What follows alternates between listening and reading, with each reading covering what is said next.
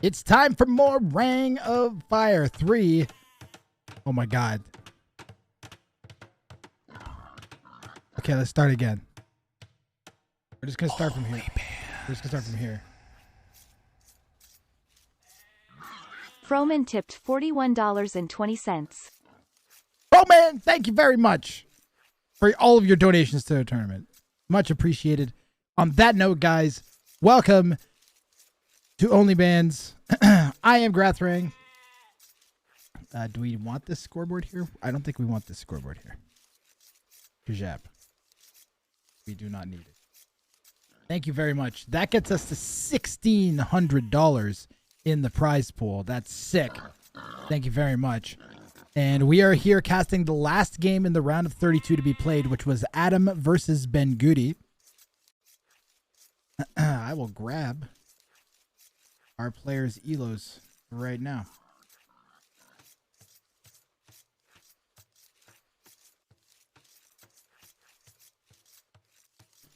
I believe Adam's like 2K1. Oh no, Adam's like a 1900. Oh my god, Adam. What happened?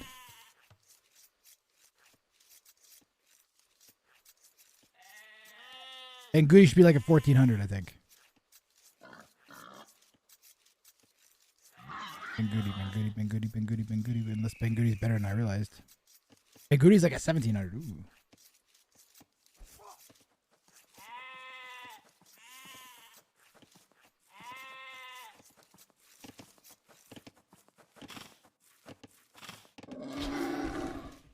I feel so self-conscious of this area of my chest. Feels like I have man boobs. But I've gotten rid of like most of them now. Now when I do this, it's like mostly muscle. But it still looks like terrible. It looks terrible. Chat, make me feel better about how ugly I look. In the Southwest, we have Yellow Adam, Dark Adam, playing as the Britons. And in the East, we have Ben Goody in blue, playing as the Spanish. Both these players were random into these civs. In the qualifiers, players are random on Arabia in a best of one. Rage Force Cartoon says he's uglier than me. Aww. No, you're not. Hugs for you. Thank you for the attempt. Cheering me up. Adam's going to be luring a boar. One after the other. I think this is, yeah, it's going to be a drush here. Given the barracks going up before the middle. It's going to be a really aggressive play here from the 1900 against Ben Goody. Ben Goody has pushed a ton of deer. I think that was 2 deer, 3 deer. Looks like we got a patch of 3. So that was 2 deer that got pushed in by Ben Goody, who's going to go forwards now. I had to guess, based on the 3 on wood, it would be scouts. Possibly men-at-arms. Britons can get away with that 21 pop men-at-arms build, so we're going to have to see. Adam is going to push some boar in as well. We're going to take a quick peek at the fog of war. Adam did run around Ben Goody's base. I guess he feels comfortable with what he found out. Ben Goody's just going forwards now.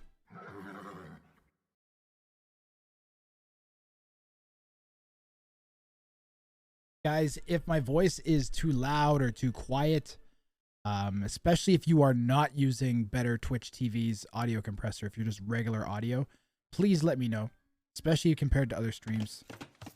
I do have a couple tricks up my sleeve still for fixing the audio here. Like I can turn this up, but I don't want to clip that. So I'm going to leave that around there. Ben Goody is looking. He's going to find Adam pushing the deer and maybe have a better idea of what Adam is up to now and where the town center is at. Can have an idea that's this direction. So, I mean, I would guess that it's somewhere around here. Adam's base has 2 wood lines at the front, gold off to the side, berries on the front, but it's already fairly walled, as you can see. Comparison, Ben Goody's base is located in a corner. There's the drush from Adam that we were talking about. Servidora. Yay. Let's see if the Drush gets in to do enough damage here. I don't think Adam actually saw this coming. We might get a Vil here, as there's a weak Vil on the woodline. We needed the scout in position. That's a bit of a shame. Some good micro. Maybe we'll get one Vil. And Adam manages to snag a Vil from Bangudi, who walls off the rest of those Vils. We've got a defensive range going down here.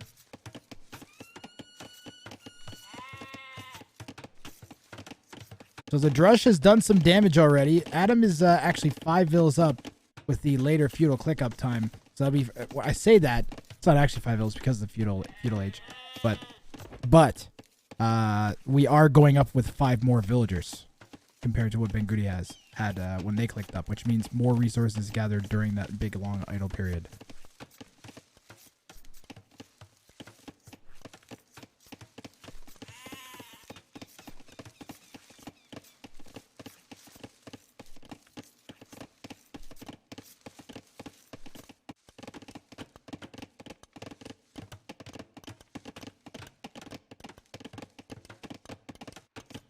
Ready. This Drush is still completely alive. I'm wondering if Adam's going to upgrade to Man-at-Arms once we hit Feudal Age here. Bangudi makes a daring dash onto their gold. Mandatum. He manages to sneak the Vils in there. Not going to be very efficient, though. Yay. Adam hits Feudal. Let's see if he clicks Men-at-Arms here. Ready.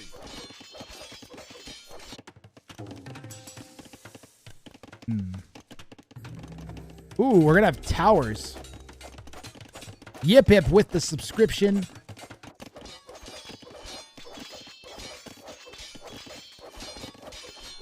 Mandatum. Thank you very much, Yip Yip.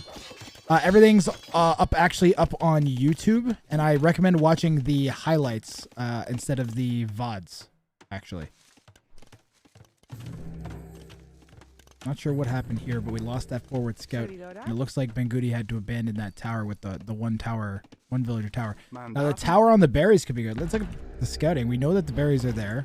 Maybe we're trying to hit that gold, but hitting the berries could be just as damaging. I think that's actually going to be in line of sight, though, right?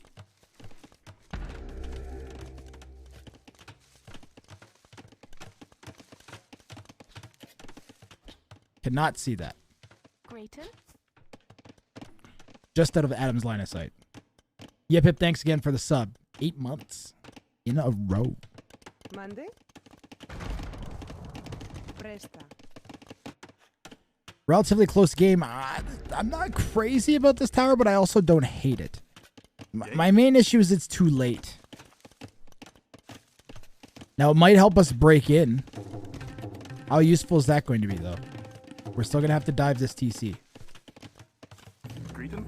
There's no way that Adam's going to let those military units get in on one side or the other.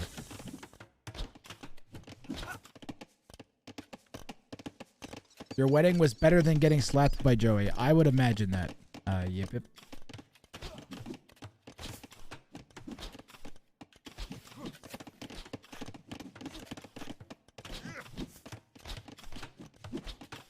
Love is beautiful.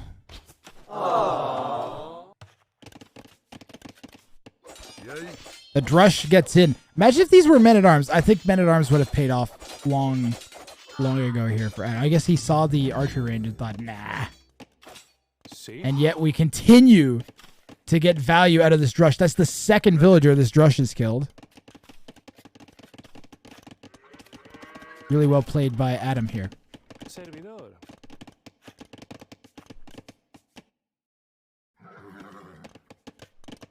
They're still alive. What if we could snipe some farms?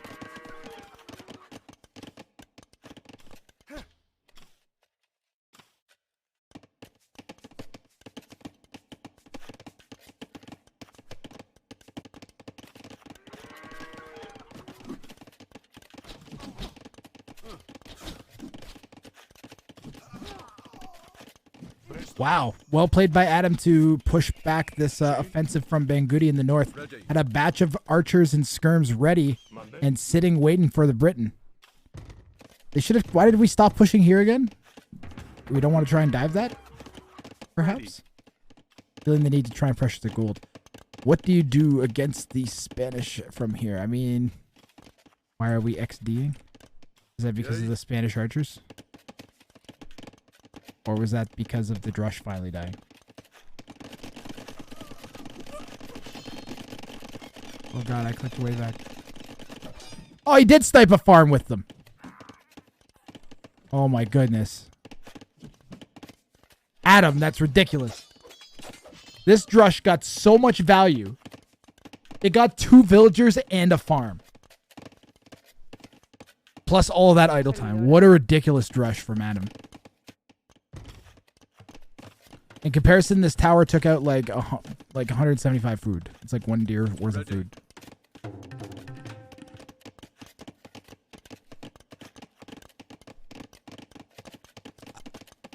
I cannot wait until this this tournament gets into the main format. I'm so excited. We're actually really close too, because the round of 8 games, we actually have players right now, because we're doing round of 16 games today, that will be playing with the OnlyBans settings in the round of 8. Because it's going to be round of 8 will be best of 3s.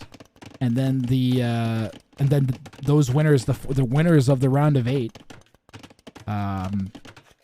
will be going on to play in the play-ins. And those will be the OnlyBans format too, so that's kind of sick.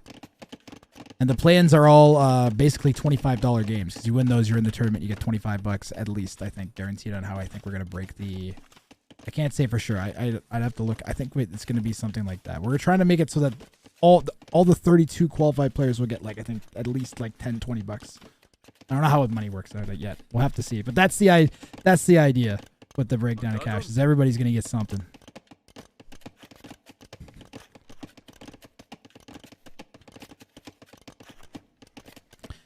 Did I pick a bad time to go live, guys? What do you think? There's Memb is live. Dave is live.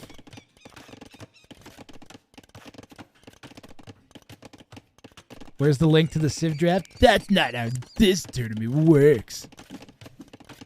This is OnlyBans.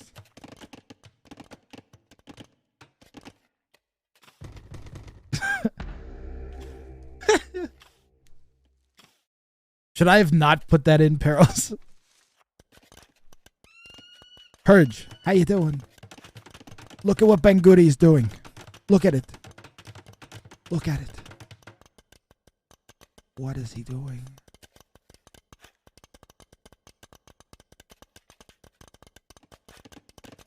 Had a date. Oh my god, was nice. Like, nice. That's okay. It's good to hear, Purge.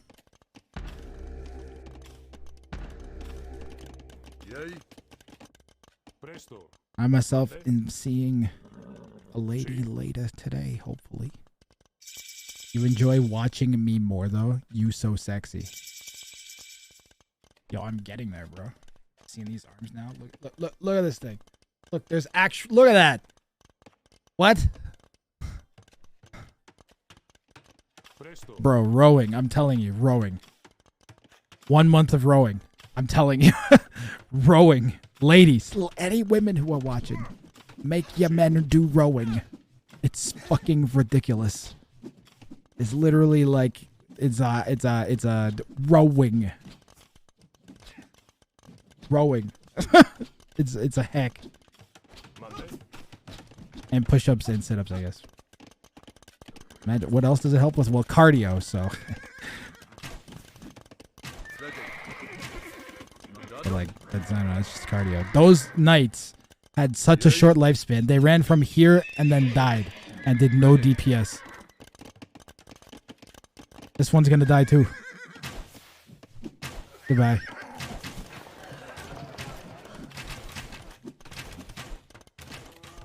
I know I'm after a good date alone to watch Wrath. That is true love, I guess. You guys are disturbingly nice. Don't touch me.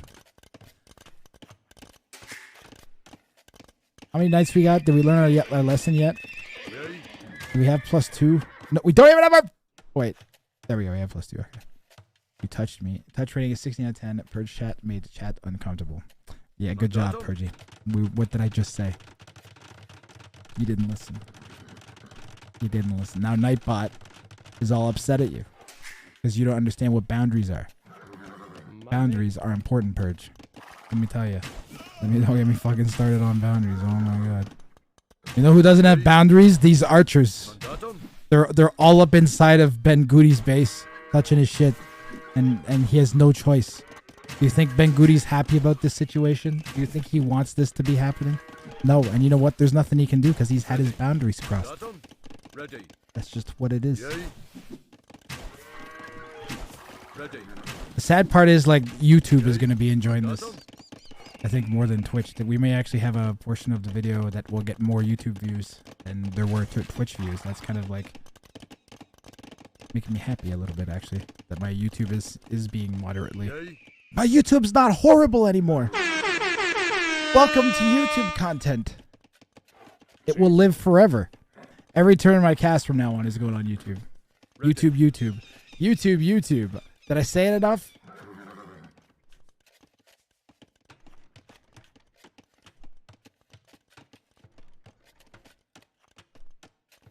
Skibby dibby dib yo da dub dub. Yo da dub dub. I'm the rat man.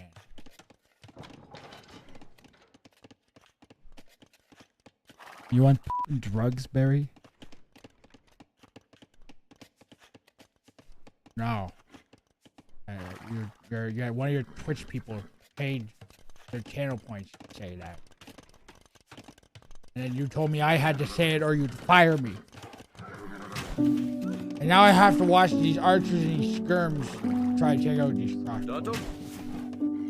Well, after I had to say it, I couldn't just announce it. I had to now look at it. You think they're gonna win? No, that's too many knights. +2 and skirms. They're dead. They're dead, Grappa. Look at them. They're being murdered as we speak. That's right. All gone. All gone.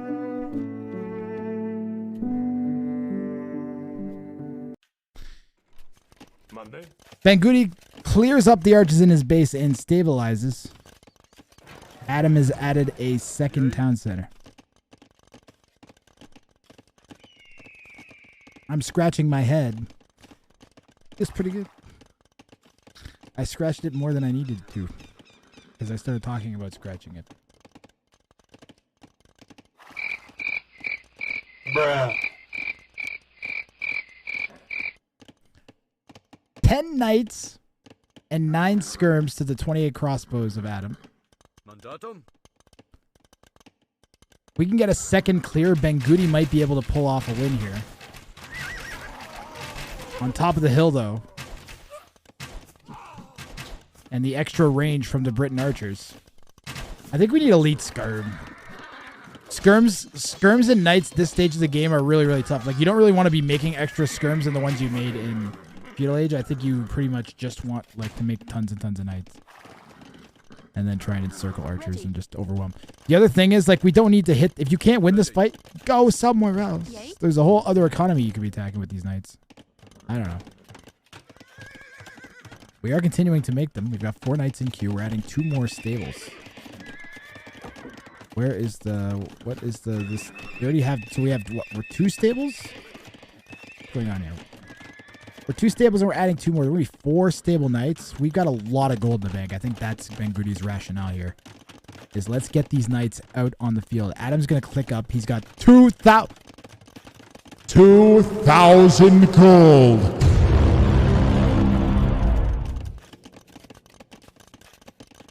That's a lot of res to be floating, let me tell you.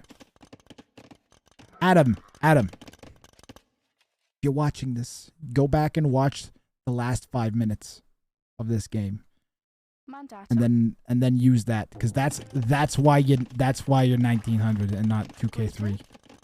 Guaranteed. That's the issue here. That feels like very, very obnoxious to be saying. It feels really obnoxious to be saying, but I also feel like it's probably right. I don't think I know better than him. I just feel like there's something. Whatever happened there whatever prevented that, it's not necessarily like just that what you did during the last. It's why were you doing the things you're doing instead of the other things. You analyze that, you figure that out. That would be Adam's path to improvement as a player. Yay. Interesting. It's the interesting thing is this was playing a lower elo player. Like maybe he just wasn't paying as much attention. I don't know. Monday. I somehow I doubt it. This is a tournament game and it's against someone that's within like 150, 200 elo. So, and also it doesn't even look like it's really quite won yet. I think if Ben Goody goes up to Imp somehow, sad music, then and gets Paladin, then they might be all right. Mandatum. And I think Paladin, but then the Britain player is going to go Halb, so you have to have Conks ready to go. And I believe that the Spanish have. Do you go Cavalry Archer? How good are our Spanish skirmishers? Adam's gonna add a castle in front of his base. Certainly not over, but definitely strongly in favor of Adam, who's gonna have 37 Arbalests with Bracer in a moment. And those are Britain Arbalests at that. However, going up against 30, what do we got? Oh my gosh, we're almost outnumbered with Knights. Ready. If we could get these to Imp with +4 Cavalier, we might have a shot. Yo, HB3, how you doing? Anybody watching on YouTube, make sure you come by the Twitch channel sometimes and say hi. Straight up, Twitch chat is a lot less active than it used to be these days. Whoa, Knights are pulling a massive flank here from Bangudi. Gonna be flanking right into Adam's base, and he's got nothing at home to defend. 3 ARBs.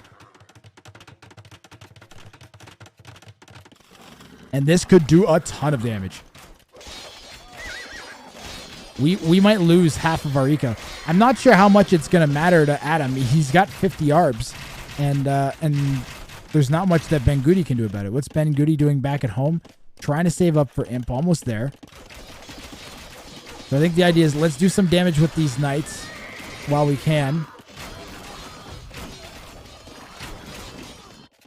Yay.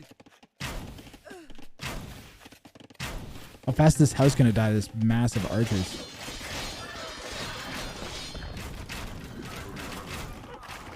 And then fall back with this. We still have 26 Knights. That's not a lot, but it's enough that we can get the numbers back up out. What's in here? What is this mass? Ooh, we lost a lot of those Knights. This was like 36 Knights a moment ago. Did some damage. Bill count is just about even. Whoa! This is an overplay here from Adam. Definitely greed to think we can go forwards and snag this stone without getting some comeuppance for it. Maybe just trying to keep the momentum going with these castles. I believe I see Warwolf. Did I see Warwolf come in? The shots from the Trebs are exploding. I think that means Warwolf came in, correct? Bangudi is up to Imperial Age on this TC. There are trebuchets right here. That's not good. All right, chat. Place your bets. Will the TC survive before it hits Imp? I'm going to hit the drums.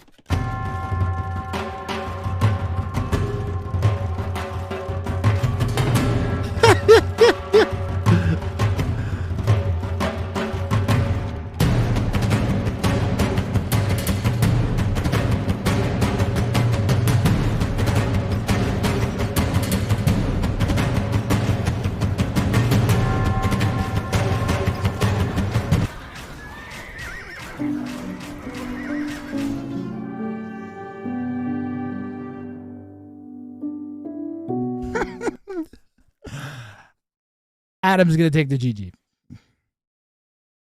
For reasons that I do not need to state. GG, well played.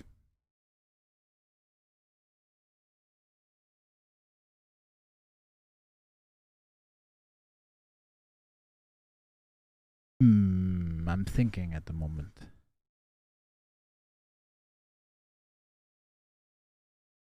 Breath, think.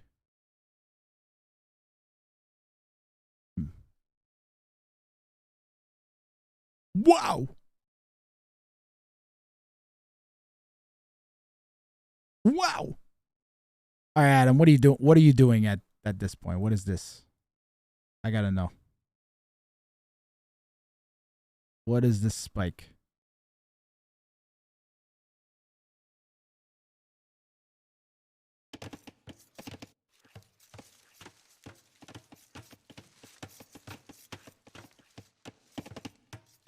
It's the drush hitting. He's microing the drush. It's probably when the scout is being like back and forth. Yeah, it's when he's microing all this. Yep, this is definitely the APM spike. Cool. Cool. OnlyBans. OnlyBans. OnlyBans. Maybe I should like add that to the transition. It sounds like a terrible idea. So, Adam is going to be moving on to the round of 16. In just a moment, we are going to be doing Lord Nvidiot's versus Campy. We've got Aladashek versus Lucas Dukas, Uzi versus Anthox, Shixo versus TRM, and Weber versus Arg that we're going to run through. So these will be our last two matches from the round of 32. And then we'll be doing only round of 16 onwards.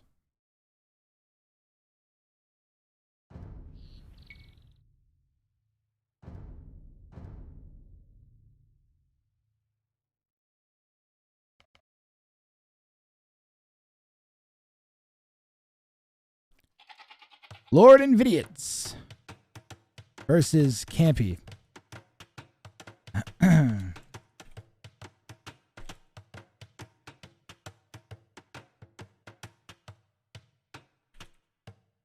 And just a second.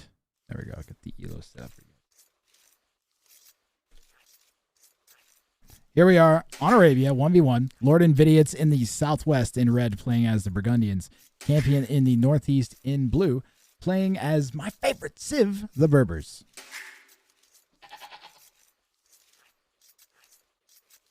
Get the tunes going again.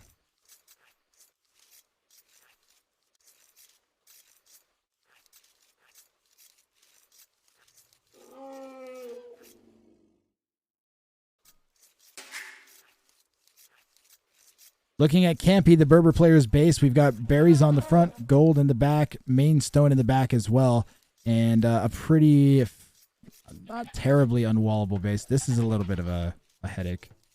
That's a big section, but it's made up for because this is going to be so short, I think. Solid base for Campy, the 1520 ELO player. The 2K Lord Nvidiot's is in the southwest here, playing as a Burgundian. Sorrentine, have an explosion. Have another explosion. Thank you very much for the raid and host. Welcome, everybody. Welcome to OnlyBans. I am Grathrang, and I'm casting my tournament OnlyBans. I'm co-hosting with Ellie4K. Berber's best Civ. Absolutely, I would agree with that. Campy's a 1500, so we're going to see if we can pull an upset off. We already had one 1600 player kill a 2K. Already happened once this tournament. It's a best of one, so it's very easy to make a few bad mistakes or get caught out with a bad Civ that you're unfamiliar with against a strong Civ, which is what we had. So in this case, we have the Berber player playing against the Burgundians. So I don't know how familiar with the Burgundians they are, but Berbers have really strong options against the Burgundians. What the Burgundians do against camel archers, guys? They had like Flemish. Flemish wouldn't even work, I don't think. And I mean, camel archers are just like so beastly. And then you go camels behind them, Maghrebi camels. Burgundians would go Halb Siege. You go camel archers, kill everything with camel archers. Camel archer hussar.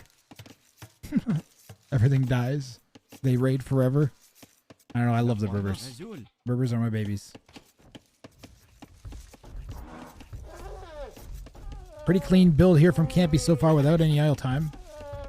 Need to kill the Berbers soon. That's kind of what I'm thinking. Ooh, barely saved that Barely saved that villager without firing off a board-killing round from the town center. Bonjour. We have had some deer pushed in here by red. At least one.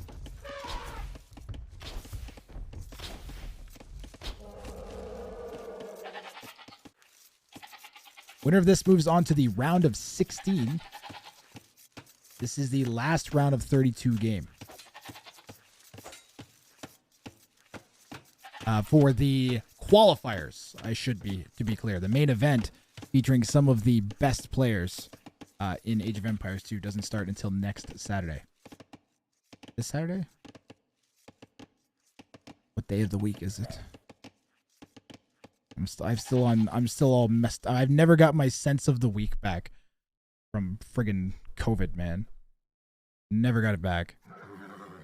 Used to be like, it's Tuesday, it's Wednesday when I woke up. Now it's just like, every time. I just don't think about it anymore. Unless I have to, and then I'm like, oh. Even right now, I'm wondering what day it is. It's Wednesday? Right? What year is it? Oh, thank you very much for the prime, Red Kansky. See. Barracks going down at this time from Lord Nvidia. It's strongly indicative of scouts from the Burgundian player. Although we are going on to gold, so maybe not.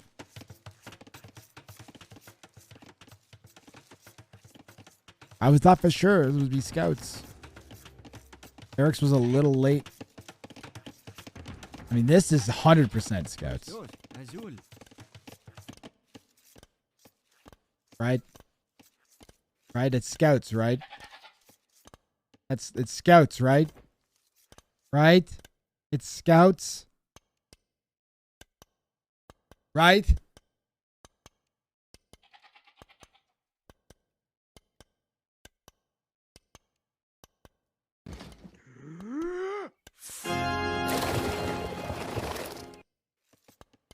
I guess not.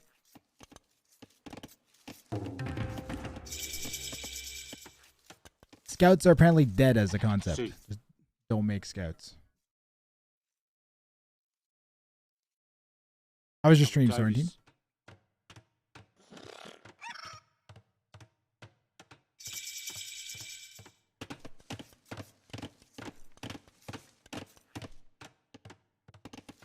See.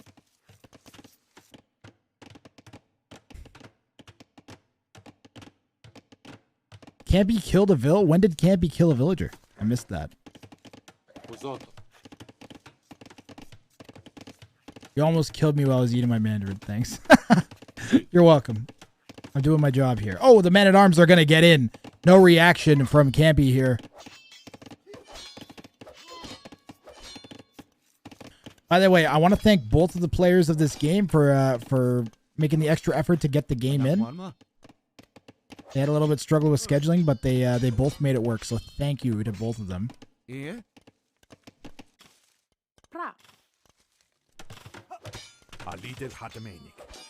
Ooh, losing the men-at-arms is rough. Stand ground, guys. Stand ground is your best friend. Ooh, these are going to get caught out for sure. Wow, the Berber villagers sprinting past the men-at-arms there. That was crazy. Huh. You guys see that? That was ridiculous. Literally juked the men-at-arms right out of their pants. Their pants. The men-at-arms are here, but their pants are back here somewhere. Let's check and see if they have pants. I don't think they have pants, and if they do, they're full of crap now. This is why you don't go men-at-arms versus Berbers. You like this casting a lot? Have an explosion.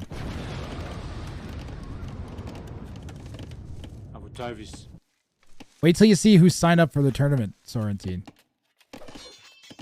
We've got like, I don't want to spoil all of them until you see the little feature that I'm gonna run.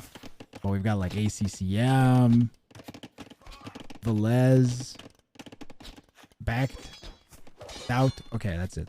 You have to wait to see all the rest of them. Nice. Nice.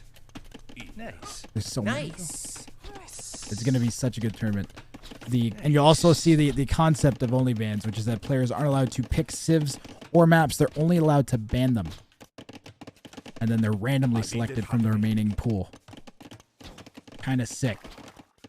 Really forces unique civ matchups. Although Berbers versus Burgundians is a bit. I've seen that on Arabia many times. Thanks. Oh, this is the qualifiers are best of ones, and they are random. So just random civ 1v1s. We figured that's the spirit of what we're trying to do, and is have like a degree of randomness. And since it's a best of one, we thought players shouldn't be allowed to have any bans. Like nuts to banning, and it makes adminning them much easier and scheduling and everything.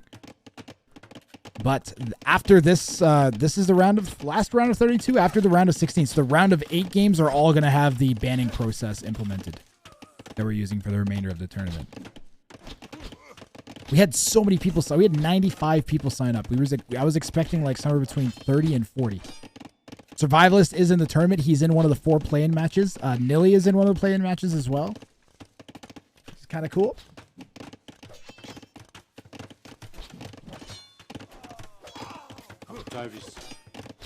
It is going to be fun. It is going to be a genuinely enjoyable tournament with good Age of Empires 2. Would be my prediction. Like to the point where I'm not really saying any viewer goals or anything, as Lord Invidiat's archers are now hitting the woodline. Going to be doing a lot of damage with idle time with just a pair of archers here. But all things considered, I'm serious. Campy's been doing pretty good with handling his defense here. I'm totally lost track of what I was saying because that was really interesting. But yeah, really excited for OnlyBans. Like that's what I was saying. The AoE is going to be so good that I don't care about the personal success of my tournament for me as much. That's just the way it is. Like, it's going to be so much genuine fun to cast and watch. Like, it's just going to be really good Age of Empires 2, so. Look at this micro from Lord Invidious to save this archer. He's getting everything he can out of this this forward military here. Campy still isn't up to castle age. We have sold stone already.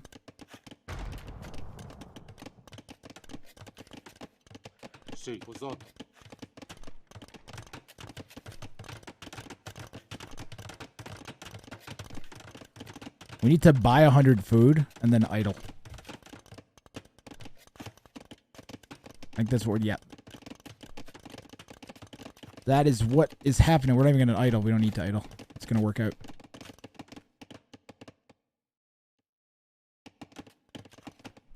And then from here, you know what you do? 2 or 3 stable knights. Who sold stone first? Campy. And Lord Invidiat's only sold 100 stone.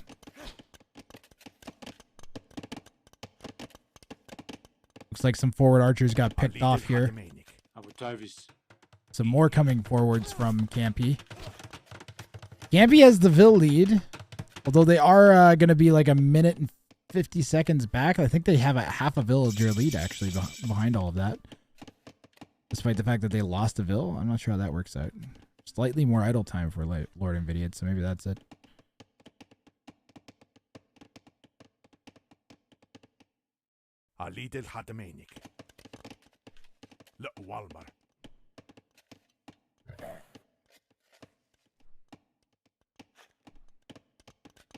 If Lord Invidiat gets through to the play-in, one of their 4 opponents will be Survivalist, Ubetnir, Nili, or Ozone, all that are within 100 elo of them. So definitely one of the favorites to come through out of the qualifiers here in red. Campy looking to upset that. Certainly making it difficult for the Lord here.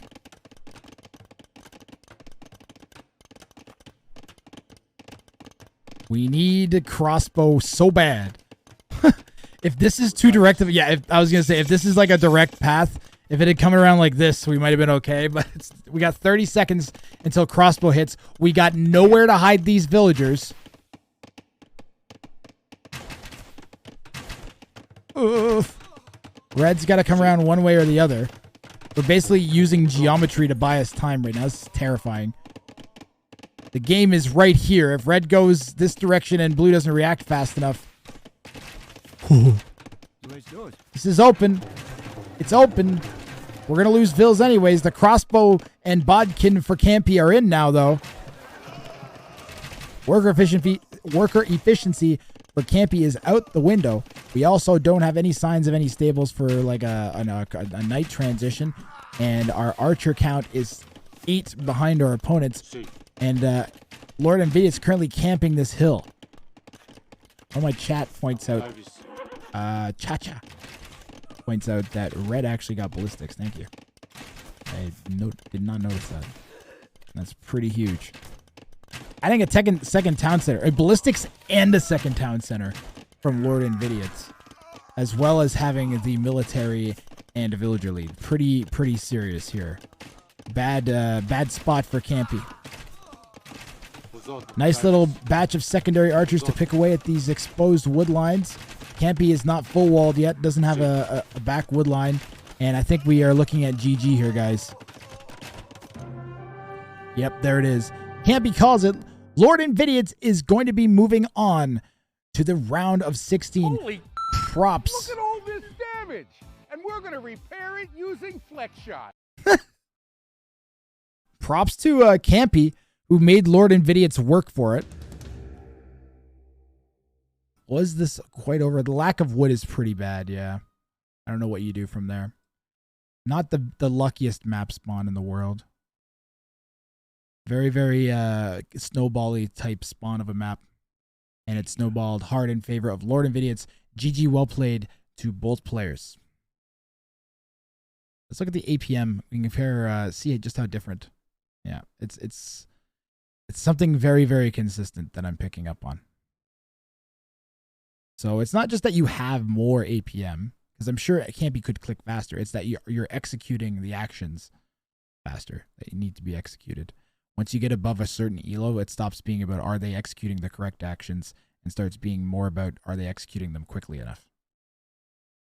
For the most part. Sometimes there's misreads with strategy and stuff, which is cool, but that's the really interesting stuff in my opinion. But that's like, at that point, it stops being about like just being a mistake and trying to read a mistake that your opponent makes, and more just being about how you're supposed to be playing.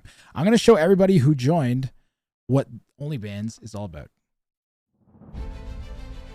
OnlyBans is Age of Empires 2 latest and greatest 1v1 tournament hosted by Grathrang and LE4K. 32 of the very best Age of Empires 2 players will face off in a unique format for the very first time, including Velez, Jordan, Mr. Yo, Doubt, Tato, ACCM, Bact, Song Song, Dogal, Vivi, Kazva, Miguel, Vinchester, Dragonstar, Classic Pro, and more. Contestants will not be allowed to pick civilizations or maps in drafts. Instead, they will only be allowed to ban them. There will be 3 civilization bans for a best of 3, 5 civ bans for a best of 5, and 7 for a best of 7. Players are also given the opportunity to swap either their own or their opponent's civs immediately before each game using the Insta-ban. Each player receives 1 Insta-ban in a best of 3 or best of 5, and 2 Insta-bans in a best of 7. Maps were selected by organizers to evoke as many different types of playstyle as possible. Players will only be allowed to ban 3 of the 13 maps available. So when someone asks you for a link to the Civ draft, tell them that's not how this tournament works. This is OnlyBans.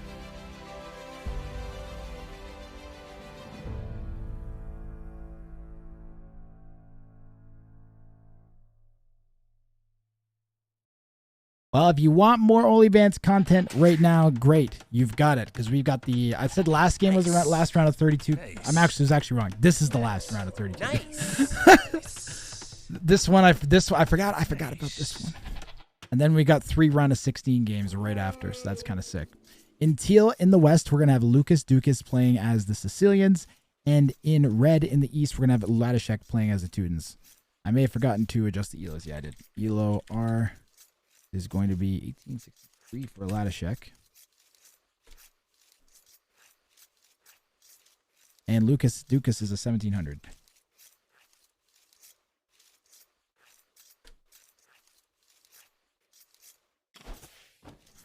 You have co-casters planned for the main event. Me and Ellie are planning on casting the majority of the event alone or with each other. We do have plans to have some I've asked a few on, so we'll see if we can get some of them on. This will be a really good one. We got 2 1700s here, and they're playing for it's a one game elimination game in a tournament, so probably gonna get some pretty solid Age of Empires too here. At least players fighting nerves and stuff. And we've got Lucas Dukas who's gonna be pushing deer here. So Sicilians versus Teutons. Sicilian player in the west is gonna have rear gold, rear berries, and a fairly wallable set of wood lines. It's a little bit awkward with all these hills. Shouldn't be absolutely terrible to wall. Red's a bit less ideally placed, but still like in a corner. Like both players are set up in opposite corners. In this corner, Oladishek playing as the Teutons has a forward gold, a rear berries, and a rear main stone, as well as a rear trappable auxiliary gold. This is actually a really nice map for Oladishek. Both players kind of have ridiculous maps. Like this is look at this. What?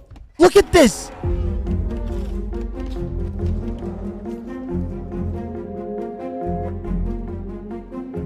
That's insane.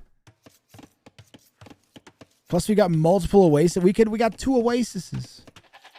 We could do some fishing. Is there a bracket system? Lower bracket, upper bracket. There is a main event of 32 players. The bottom 4 players from the top 32 qualified players are playing in play-ins. All of these qualifiers is the lower bracket, as you would put it. We started with 64 players, and we're going to narrow it down to 4.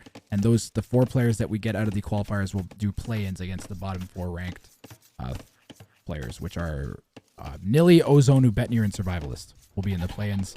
They are automatically in because of the ranking system, and then the qualifiers get to play the play-ins. You go all the way through the qualifiers to play a play-in against the player. I kind of like it. It's like a bounty hunter type system. One thing I picked up on that Lucas Dukas was doing was keeping this villager from idling, grabbing some food while we were over here waiting for our barracks wood to come in.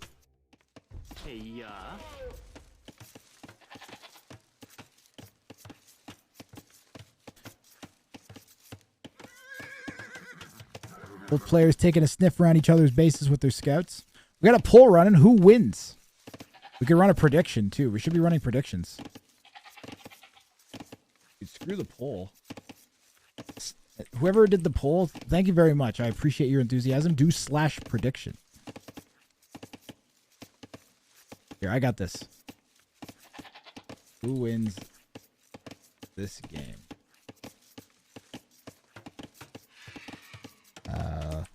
Lucas or Ladishek. Ladishek will be pink. Lucas will be teal. That way it matches in the game. You guys will have 1 minute to predict starting now.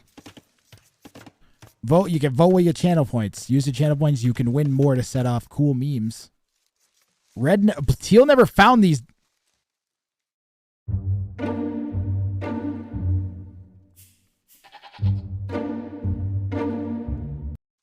Teal never found those sheep. No rear wood for either. I mean, this isn't too great, but it's more than nothing. But yeah, you're right. Both players are going to be forced to expand out. There's this patch of wood. If we wall like this, then we do have this and this. This is pretty significant, actually. That's a terrible wood line. Lucas! No! Why? It's such a terrible wood line. There's one wood line there. Oh my god. Last chance for channel points, guys. The militia from Lucas Dukas are out and hitting at the gold palisade. Yeah. Ladishek is going to be defending with their own drush. One person voted in the channel points. Oh my god.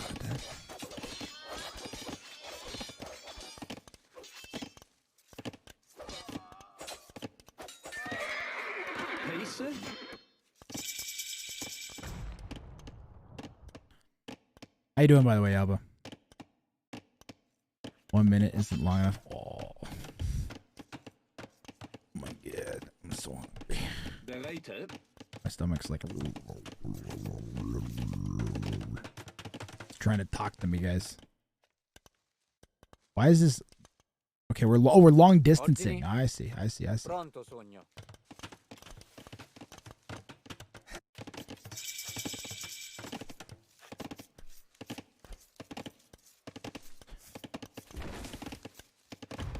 Oh, there is some betting. Okay, some betting did happen. I think Twitch was just lying to me. Men-at-Arms have gone forwards now from Ladishek after we cleaned up the militia from Lucas Dukas. There's only one left now. And it did find some damage in killing the deer.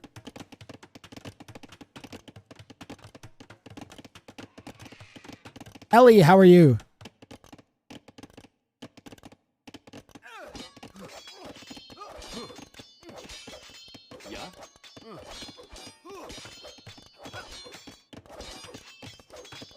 Ellie is my co-host. Ellie, you want to edit the OnlyBans command? Because we don't want people registering anymore. Feeling out of it? How's job hunt going?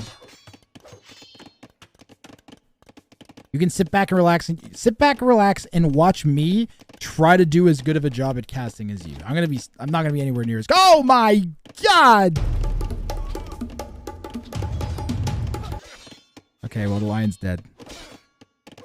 Archer's going to cause some problems here for Lucas Dukas. Not going to be able to sit here and just chill on the other side, repairing with these men-at-arms pushing in. You're going to have to deal with the Archer.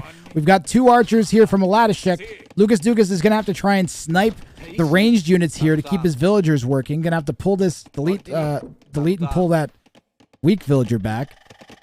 More Archers coming forwards from Ladishek. Pressure is getting turned up here in early feudal age. We're at the 14-minute mark. Thanks, Ellie.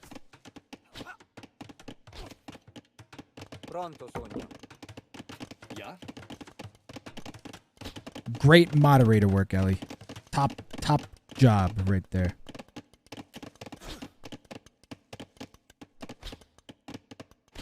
Vills are getting sniped at by the Archers, and they're not happy. They're not living their best lives. They're not thriving in there. Okay. Look at them. They're not happy. Those are unhappy individuals, okay? Look at them. They're wandering around aimlessly. They're bumping into each other. She's just standing there. This guy, look at this guy. He's like, he built the thing and he's just staring at it. He's traumatized. It's terrible. The Archers are all over. Lucas Dukas's worker efficiency is down to 60% here. And gonna have to, well, we are looking up a little bit here because looks like Ladishek's gonna lose these Archers. We kind of split our army a little bit. And Lucas Dukas is getting desperate for wood, is sending some villagers all the way up here to this misshapen wood line. Those sheep are still undiscovered. That's how you use the Inception horn, Ellie, by the way. You just kind of just like, I have an Inception horn. No, you gotta be, if you're gonna use a dramatic thing, you gotta be dramatic. Dramatic. We gotta get you the next thing. Okay, no, you did do. There was one time you used it actually where I burst out laughing. So like, I'm just joking around. Genuinely, really good job with your Inception. Lucas actually killed a Vill when I missed that.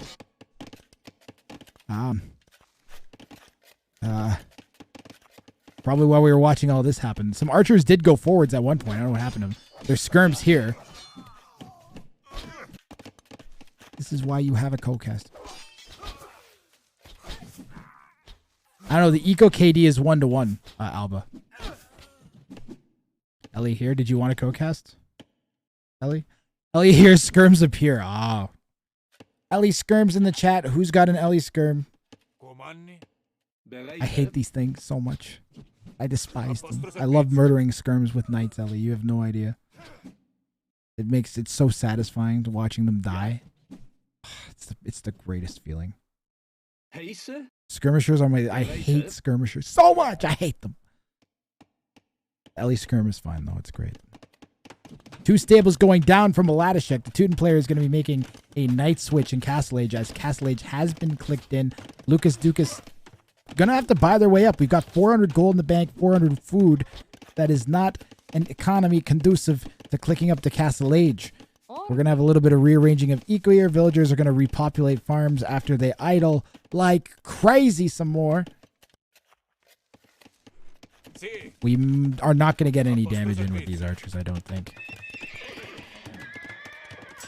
We are at... Wait, what? We're clicking... We're adding... Wait, what? Why is this... Did he forget that he didn't click up to Castle Age? Did he click wheelbarrow and think, okay, that's Castle Age? Why are we adding this? This is a mistake. Maybe because of the skirms? I think a Lucas Dukas is dead here, guys. It's going to take so long for Lucas Dukas to get up from the position they're in. And they're adding scouts to try and take out the skirms. Aladashek's just going to spam knights and murder. The only thing I don't like that Aladashek's doing, we don't have enough villagers on gold here. For 2 stable knights, I mean, maybe the plan is like spit some out and then don't worry about it. But I would prefer to have like these over here working on this gold pile here. Getting us some more knight spam out to finish this game off. I'm in danger. I think honestly, I think he may have forgotten to click castle, or like, I think this is going to happen. He's going to look and say, oh man, it's 20 minutes. Why was I doing this? The one advantage that scouts have over the knights is that they can run faster. 69 viewers. Nice.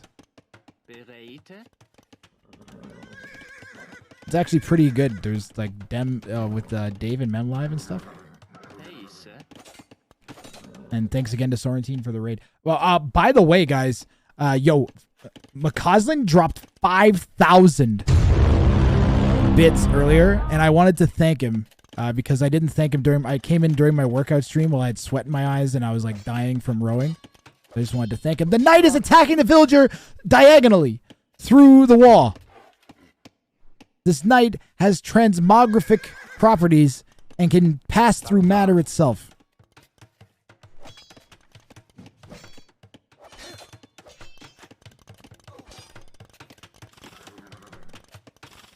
Now we're doing great, Alba.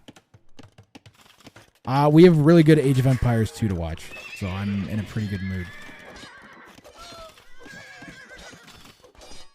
Ooh, knights in on the stone here. Knights everywhere from Aladashek. We saw this coming. The knight response is too late. I think this game's over, honestly. I don't think Lucas... How the hell did Lucas make it up behind this? Did we get a market? Oh, you did get a market down. That's why. We did get the market down.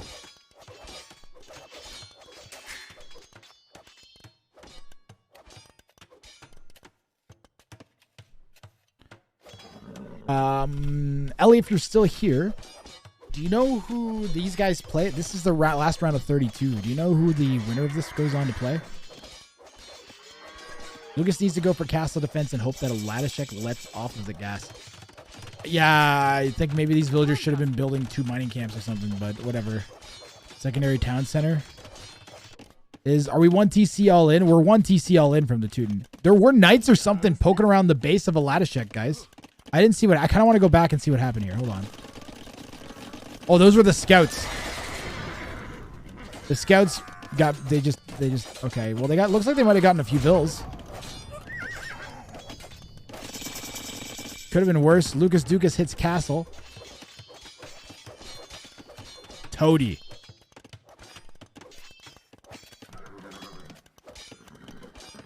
There's one like 1700 or 1600 that beat a 2K LE. I'm trying to remember who the heck it was. I think it was Day Renfu, right? I believe it was Day Renfu. Not spoilers, everybody. They beat a 2K LE. It was a good game. It wasn't like bad game. They just played really well. People were speculating that it's a fake account. That's how well they played. Yeah. I was going to tell you to cast it when you were casting the OnlyBans game the other day.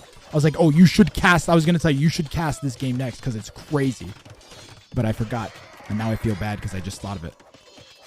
I thought of it while I was sitting watching, and I got up and I had to do something. I sat back down. And it just slipped my mind. You should still cast that game. Like, like go cast Day or Enfu's last game that they played before whatever round they're in now. Totally worth it. We've got Forward Siege here from Aladishek. Scorps are going to be the siege weapon of choice. 700 score lead. 10 villagers back. The Knights are going to swoop in and find us to the wood line. Did I do it right? Did I do it right, Ari? Did I do it? To the wood line! That's my version. Anyways. Forward Monastery going down from Aladishek as well. 10 vills back is tough. We're 1 TC though, so if we get time and space and can push back at all, I think monks and pikes, right? Punks and mikes.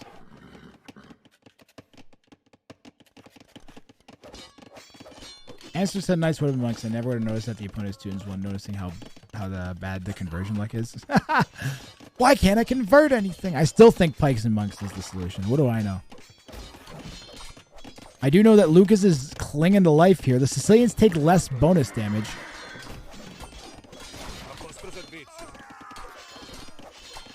Losing more vills is really bad. Really, really bad. We're not noticing this happen. We're focused on the front. Knights are eating away at our economy. We're bleeding right now. Brutal.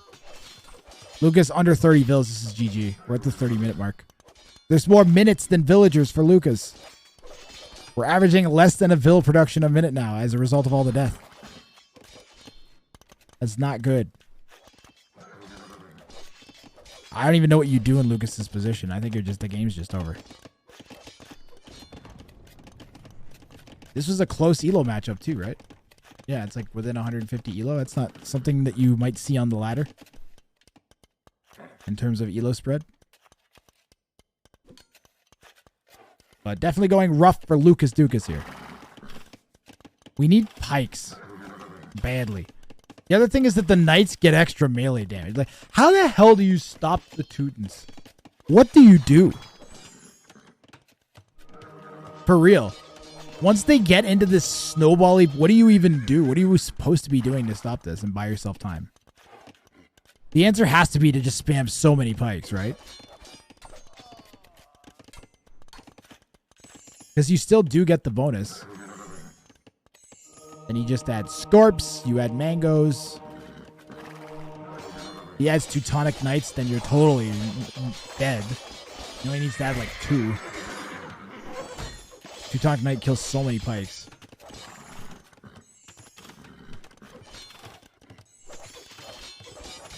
CA? Yeah, this game's just over. Poor Lucas Dukas. Aladishek is going to be moving on to the next round. Round of 16 coming up right away. No delays or nothing. I'll let you guys take a peek at the schedule while I turn things over here. We're going to be doing Uzi versus Anthox next. Actually, since Ellie's here,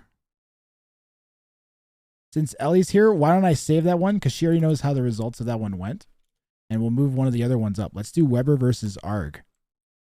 And then Shixo versus TRM. And we'll save Uzi versus Anthox for the end. How's that sound, Ellie? That way any Ellie viewers that are here can see that too. Weber versus Arg. So just give me a moment to switch over to the next game. Don't let them get sniped by siege would be the key part of building archers against the Teutons. And the Teutons have great siege too. They have like everything. Their whole civ is built around countering what other people can do to them.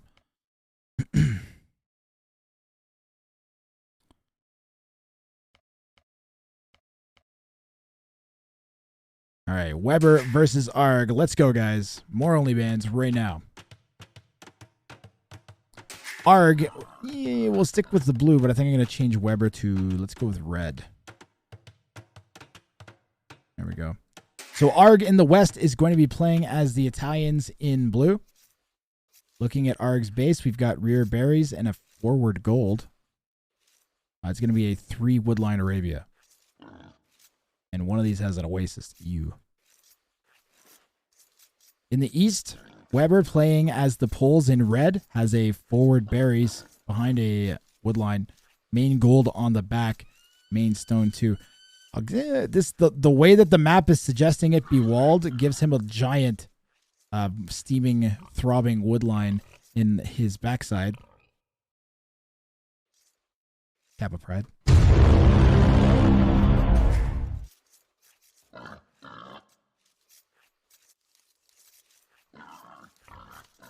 Big piece of throbbing wood in the back.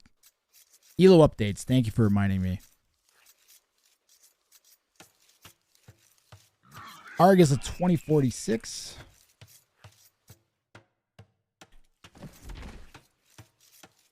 And Weber.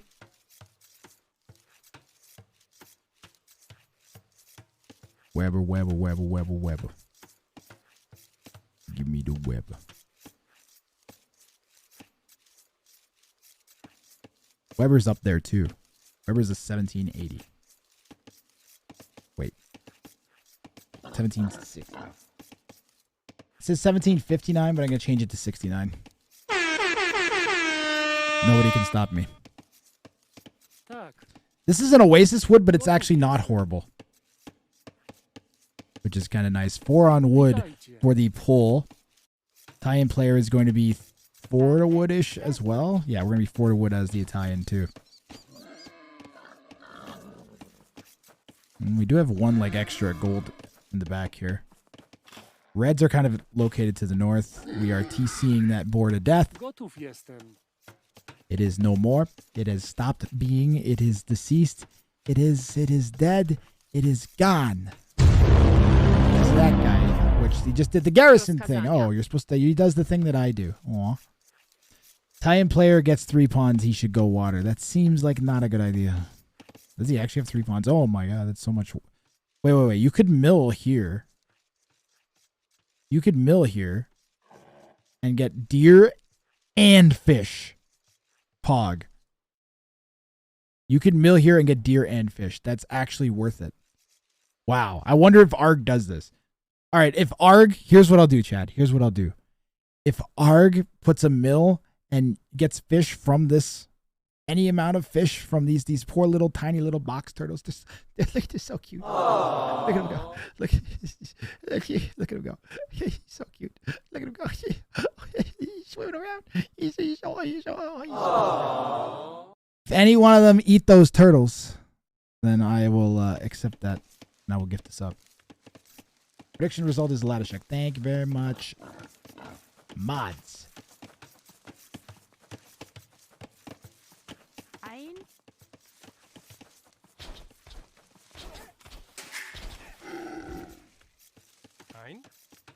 Pero. Dead air. Oh god, Ellie, I've got dead air. Oh no, my puntos. Your puntos be gone, Lori. That's what you get. Don't worry, you're a VIP, so you get them for free now, and you don't even have to have any obligations to work. You're just like, you just get to like chill and watch the stream. And then when you say things, I have to go fuck Lori's saying that I'm being a piece of crap, and then I have to contemplate my life that way instead. Thank you for running the next prediction, mods. Not sure who's doing that, but it's much appreciated. Guys, vote with your channel points. Who is going to win this game, Arg or Weber? There is an ELO discrepancy, so you might be able to sneak some points by throwing a bet down on Weber if he pulls off an upset. We've already seen one person lower ELO than Weber upset someone around the ELO that Arg's at. In Day Renfu. We'll take a peek at the scouting. As Weber I just saw the scout going into the opponent's base, which is why I want to look at it. Diving the opponent's TC accidentally. We've got some militia coming out of this forward barracks here from the Italian player. It's going to be men-at-arms archers from the Italian. Looks like it might be the same from the Pole. So both players going to be opening men-at-arms here. Surprise. Surprise. Here's what I think they need to do, guys. Here's what I think they need to do. You need to be able to build your stable after you've clicked up to feudal age. That's what I think. You can't make scouts until you hit feudal age. I don't know. Is that going to help something? They need to make it easier to make scouts. So that they can... You should be able to go up faster. Maybe feudal age should cost 50 food less. So you can get the scouts quicker. I don't know. Maybe scouts need a bonus against men-at-arms.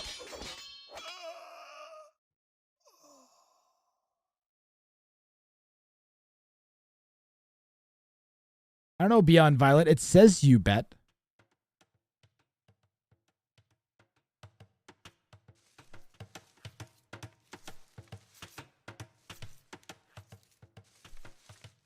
Some of the regions consider channel points gambling for some reason. And it's like, bruh. The value of them is like so tenuous. I could literally make channel points worthless tomorrow. I was very close to doing that. I'm serious too. I was gonna make it so that you can buy it with hukus and completely abandon the Twitch channel point system. Because that allows for more memes to be activated. And then there's just this giant... Then I can have a chat set off all of the memes that I can set off. So chat will just randomly click in, there's potato blood in my veins. You know who doesn't have potato blood in their veins? Weber. Weber's doing a good job with these quick walls here. 4 men-at-arms, and we've got the switch right into archers, which is really nice. We've got our defensive archer out to try and clean this up. Scout is going to be trying to snipe this thing. Garrison, no garrison. Okay. So something that I like to do that I don't see players do in this situation too often, but what I like to do is I'll delete a palisade and I'll fire an archer inside here to defend and then rebuild the palisade. I don't know how efficient that is, but I love doing that. That would end my entire computer's career. Just set all of the memes off. Bullish player gets building known as a folwark, and we are not making the most efficient use of it, I gotta say. Any farm that's within a certain radius will automatically drop off food when it's finished being built. But this is a bit messy. They should be nice and clean. Because they're larger size than a regular mill, you can fit farms around them very, very efficiently.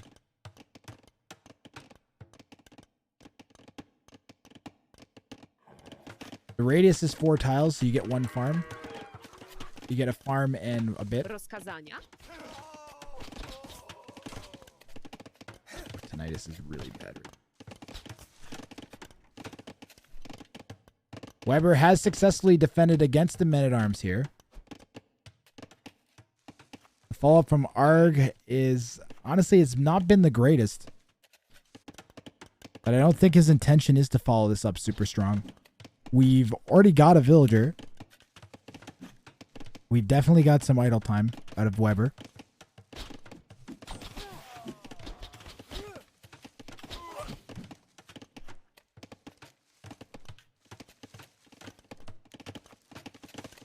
That's what I'm wondering, Lori, is if you're inside, like, just tickling the radius. Like, if this is... Like, okay, so, like... This tile, like if you had a farm that started on an outside farm on this tile that was like here, and it was on this tile, because this should be 1 tile closer, it's misplaced. Would that count as a farm? Like if I put a farm here, does that count in as dropping the food off?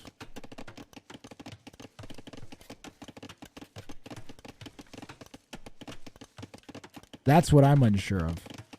And I asked this question in a pro player chat, and they like, I don't know.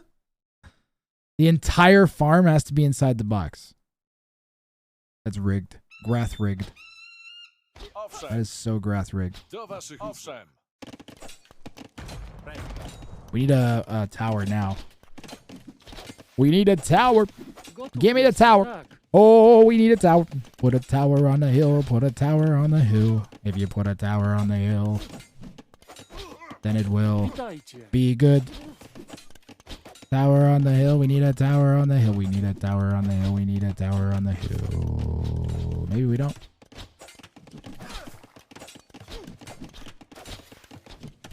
Maybe we can get away with this. We should not be able to.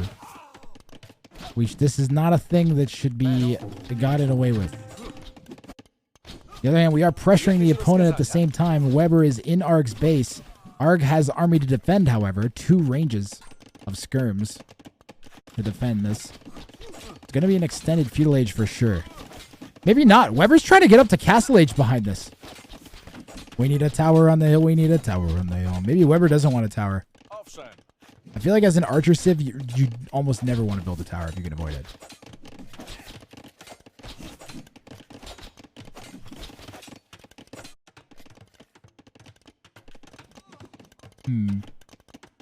Villagers are 38 for Arg to 36 from Weber.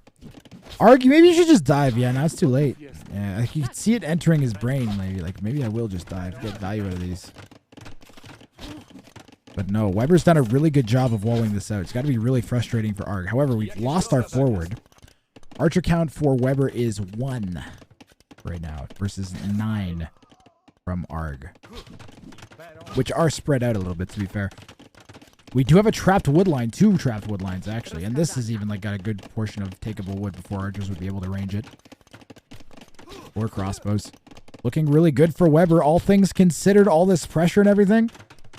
Getting close to clicking up around the same amount of res as our opponent. We've only got 2 less vills. Look at the idle TC time that Arg has as well. Arg buys up first. That's going to make it more difficult for Weber. Weber missing a market. Just trying to make it up the old-fashioned way with good old eco balance. And is actually going to find himself behind Arg a little bit. Arg is definitely going to be kicking into crossbow. Are we going to be adding anything else is the question. As the Italians, you can go knights because you can go into cavalier.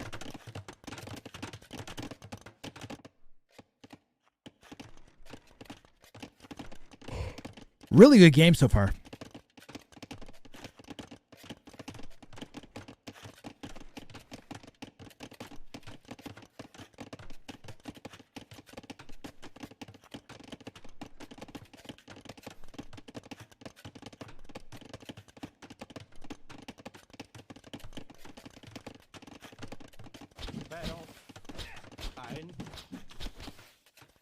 There's no way we should be losing vills here. Not when we have safe wood.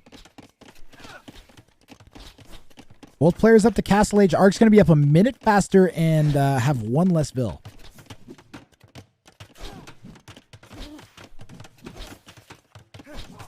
This will buy a lot of time. This is hard walled. This was the weakest part of Weber's base, and now it's shored up. Weber's in a really strong position. The weakest part of this base is now this house. I think Arg focuses down this house. The problem is he's not gonna. Or is that palisade? That palisade. Oh god, the palisade. Well, we might get there with bills to buy enough time. These need to get built though, I think. Otherwise, it's gonna be a little bit too easy for Arg to get in with crossbows. Like, these need to go up. We'll check the fog of war. Yeah, we can see this happening. 1 bill goes down. That's not ideal. I think we chip away at that house. That's still the weakest portion of the wall, and they're not going to be able to re-wall it again. Ooh, blue's backing up and adding TCs. Okay, well, we have map control. Red needs knights, and red is going knights.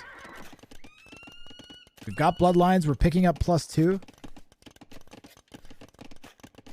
Poles get sriracha sauce knights. They're extra spicy.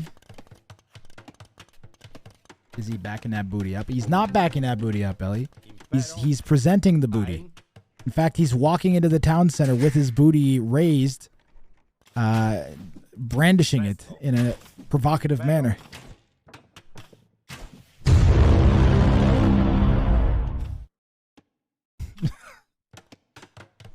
Blue can't get in. I think Weber's playing this really well.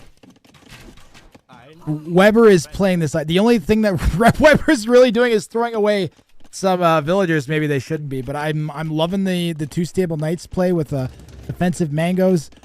We've got a giant wood line. Let's use it. Let's touch it. Let's play with it. Let's send our knights out and chop away at these crossbows. Half of them are skirms anyways.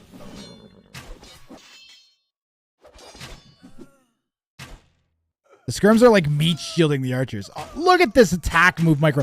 Okay, so one thing you have to do, you can't not do this anymore when you're using knights. You have to grab one of them and send it around. To otherwise this happens. It just takes forever. Forever to kill things. Here's the deal, guys. Weber has the army advantage right now. They need to send everything they've got forwards to try and pressure Arg, because Arg's eco advantage is going to kick in like 2-3 minutes. It only takes about three minutes to feel the advantage from dropping a town center.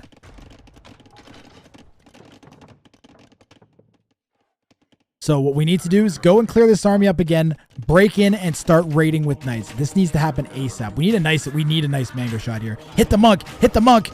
Oh, big shot there. Big shot there, saving the conversion. And Weber is playing this to absolute perfection at the moment. Loving this mid-castle age play. Knights are going to be able to, if we can take possession of this hill. Yep, the monks are such a great call from Arg, of course. Remember, Arg doesn't really need to win anymore. Oh! Mango shot on the monk. Great job there. Back the knights off and mango that. Ooh, we're going to hit our own knights. Don't mango your own knights, Web. There we go. Dive. Oh, we got to dive with these knights. We just killed all of our opponent's army. We got to dive, dive, dive. Let's go. I think if I'm Arg, maybe I consider, adding a 4th TC. Was actually what I'm going to say is we're going to defend with monks and just put everything into food and wood. And then maybe try and get into pikes. Knights down here raiding on this wood line too now. Can Weber pull off the impossible? 15 villagers back, so this is still going, honestly, in Arg's favor at this point. Mango not getting the monk, but slowing the conversions. We might lose a knight here. No, we're going to fall back fast enough to not lose a knight. I don't think we want to lose even one, because if we send another mango forwards, we really don't want it getting sniped. No plans for any more mangoes at this point. We are still 2 stables. Market going down. We are floating a lot of gold. I think you don't make this market. Instead you make farms and a 3rd stable. And you don't make that market. I don't agree with the 2nd town center. I think you make more farms. Maybe you do add a 2nd town center here, honestly. Just so you can have you have eco that you can try and support this with. We need damage. The nice thing about this TC being added is now we have a good target to do damage. This is so exposed too. Pick a town center and pressure it. Don't get hung up on the front of this base. Because like, look how no one wants to push this. There's spears that can come out of here, more crossbows that can be reinforced with. There's a monastery here. Let's go pressure this. You know what? You know what's here?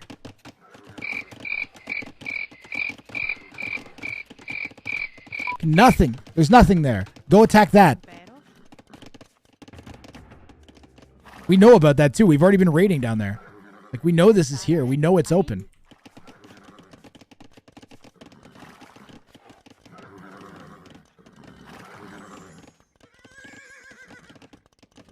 I don't agree with what Weber's doing here. This is driving me nuts. I know how to do night pushes. This is not how you do a night push. We had momentum. We've lost momentum. Now our opponent has army that is going to be able to be enough to stop us. We've got 4 monks, 2 knights, and 13 crossbow. We had the advantage. Now we got nothing. We have to do eco damage. The entire time our opponent has an eco lead and we don't, and we're not attacking, they're gaining more. When you sit back and your opponent's on 3 TCs, 4 TCs, and you aren't attacking, they are doing damage to you unless you are also on that number of 10 centers. And you have to know that your opponent's 3 TC by now. You have to know that your opponent's 3 TC by now. Red is not scouting enough. Weber cannot do anything in too many monks. We could add some scorpions forward, I think would be a solid option. Genoese crossbow, kill knights. Yeah, we're going to add a castle on the front. That's going to protect what's left of our main gold that we've been chomping away at. There we go. Thank you, Weber. Thank you. Thank the AoE gods. We chop this to the ground. I think we try and chop this to the ground. Yeah, we're going full chompy chomp on them. Oh, the monks. The monks. No, we dive this.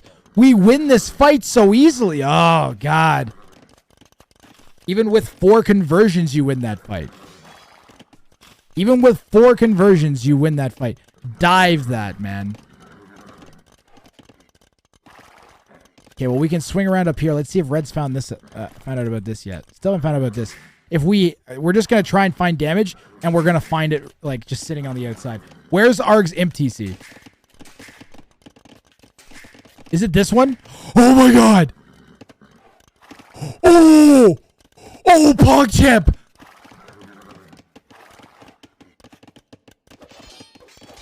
Holy crap. At the very least, we're going to kill, like, 30 villagers here. That is insane. That is the Imperial TC, guys. I'm sure if I'm Arg right now, my heart is just going like, oh my god, oh my god, oh my god. look at the response. Oh, you are so lucky, Arg. Oh, Weber. Weber, if you're watching this, man, I'm so sorry. I'm so sorry. I'm so sorry that you had to watch this. You were so close to winning this game. That TC goes down and Weber instant wins. He still might win from this position. He just needs to pressure with these knights more. Like before his opponent hits him. Gotta look at the score and think your opponent's Imperial Age at this point.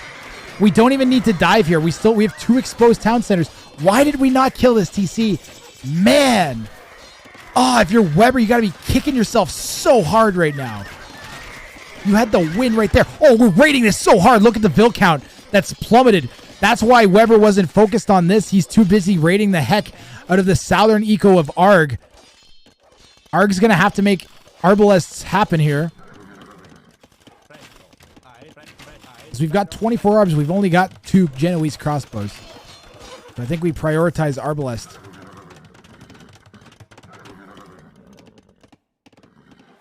This is a best of 1 Epsomarian.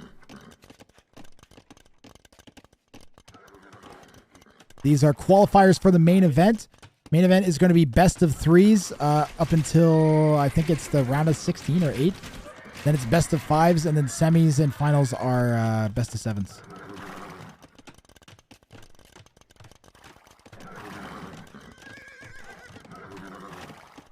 Arbs hit just as they reach this batch of knights. Man, if we'd taken that hill, the little things for Weber are piling up, is what I'm really noticing. The eco for Weber, though, running good. We've got a defensive castle. We're chomping away at these Arbs. That's going to buy us a ton of time. Weber's going to win this fight with the knights. I think now we unqueue and go up, though, because we've stopped our opponent's army. They can't attack us. I think we unqueue all 8 of them. We got 8 knights queued up. No. Maybe we do go forwards. It's a risk. No way. No way am I going forwards and all inning with knights still here. 100% you go up. 100% you go up here. We're going to kill all this again? Oh my god. I think if while we're drawing attention here, we go up and raid with these knights, we could do so much damage. Emotional, damn it. Crazy game here from Weber, who is trying to make magic happen against an opponent that's several hundred elo higher than them. Weber's playing out of his mind, quite frankly. Could this be our second upset of OnlyBans? Ooh! Ooh, losing lots of knights. Unqueue and go up. Yeah, we're going up now. We're unqueued and we're going up. The raids have done their... Even this raid did its job. Honestly. They've done their jobs. Look at the Vil count. We're 10 Vils apart after all of that we've watched. That's crazy. Do not take this fight. Do not take this fight. He's one-shotting knights. Oh, God. If we can kill 5 or 6 Arbs, but we're not. He's microing too well. Oh, we've got 2 down. Not one-shotting anymore.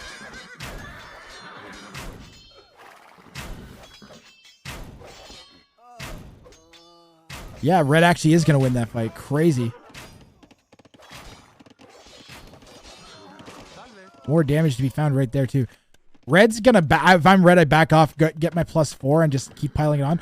Where's our next golds? We need he needs a castle on this. Take these. Build a castle here, please. Castle immediately. Where are the trebuchets from Ark? Behind all this. Maybe not feeling safe, not able to get the numbers up fast enough. No thumb ring! No thumb ring!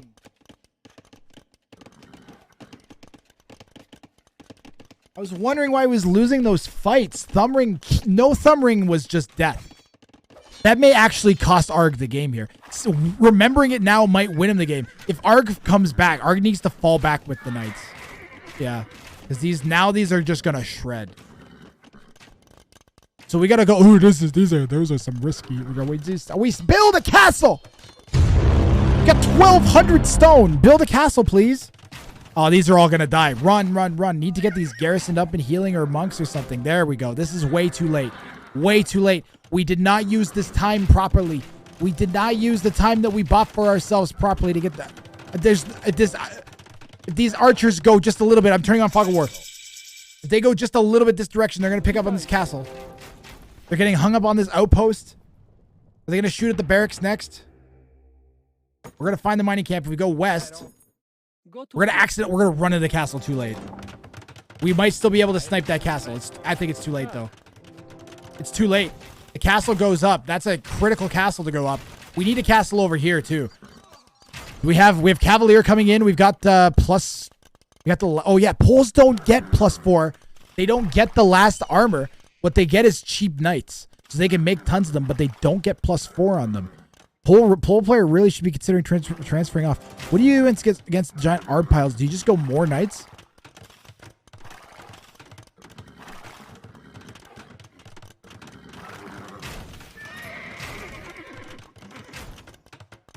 Doug calls the game 5 times a game. Getting pikemen at min 45. That might just cost Arg the game. I mean, to be fair, why am I making fun? He has Sriracha Knights. They're so spicy. They're so cheap and spicy. And this loss of Arbalests might just cost him the game. Fucking Ellie 4K. I say that with love. All right, fine. Down in the south, more exposed fields. Arg. I gotta have a conversation with you about this exposed economy in the south. Called "Why the fuck is this economy still exposed in the south?" And that'll be the headline of the conversation. And the first subject we're gonna discuss is why the fuck is this economy still exposed in the south? It's killing me. It's making me so sad.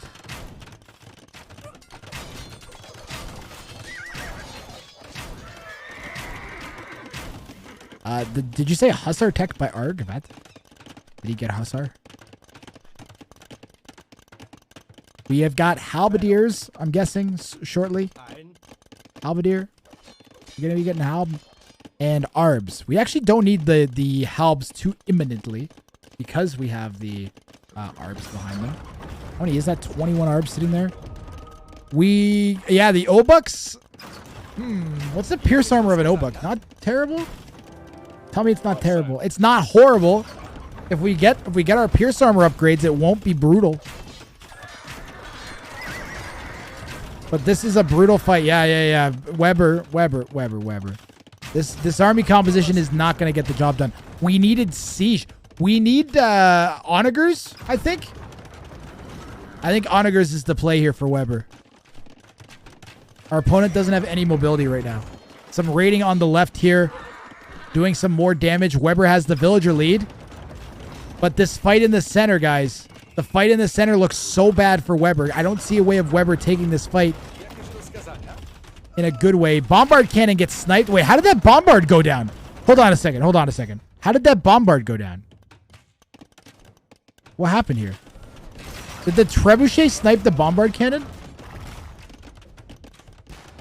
The trebuchet sniped the bombard cannon. That's ridiculous. That should never happen.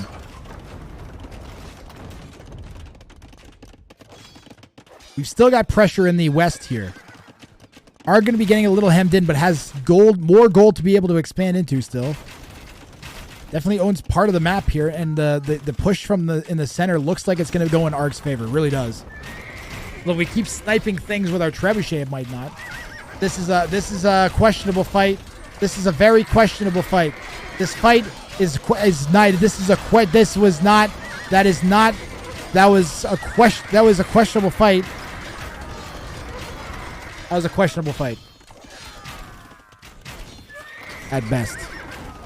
We still got lots of ARBs left. I don't know how much Weber really cares about those Cavalier, though. They are cheap. Now, that doesn't mean they're infinitely cheap. So that was not great. Especially when you consider what the 40 Cavalier would have done down here. Why are we feeding them into the pikeman mass?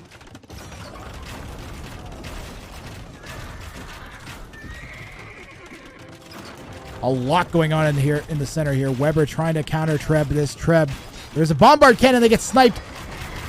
Halberdier still not in. Do Italians get help? No, they don't get help.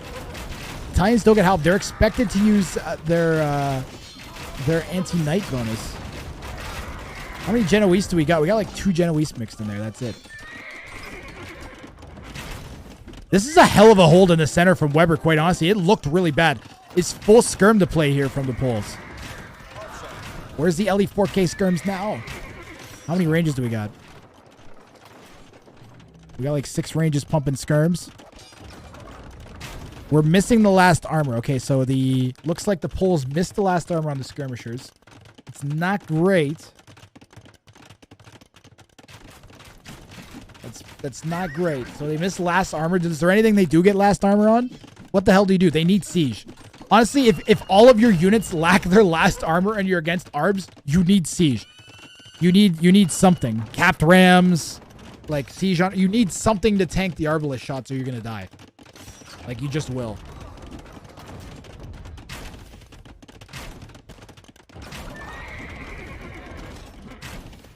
Arg only has 1 castle. He's not going Gen Expo. He has like 1 Gen Expo in there.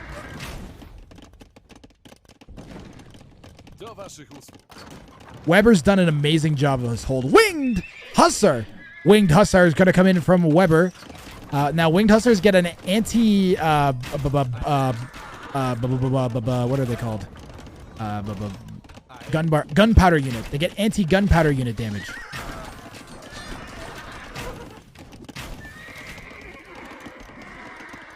I don't know how good they're going to do against ARBs, though, because we're missing that +4 armor. But they'll do okay against sniping bombard cannons, which I think is Weber's play. Do they get trample damage, too?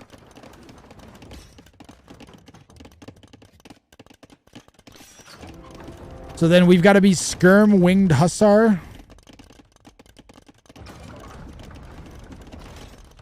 They deal better with ARBs than generic Hussars. Even though they have... Okay, I'll take your word for it.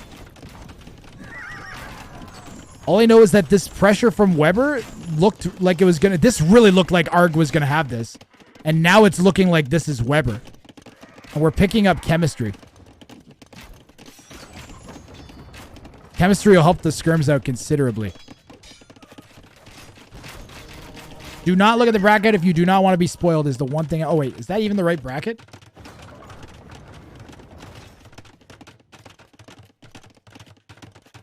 Yeah, that's the wrong bracket. Someone want to update the bracket link?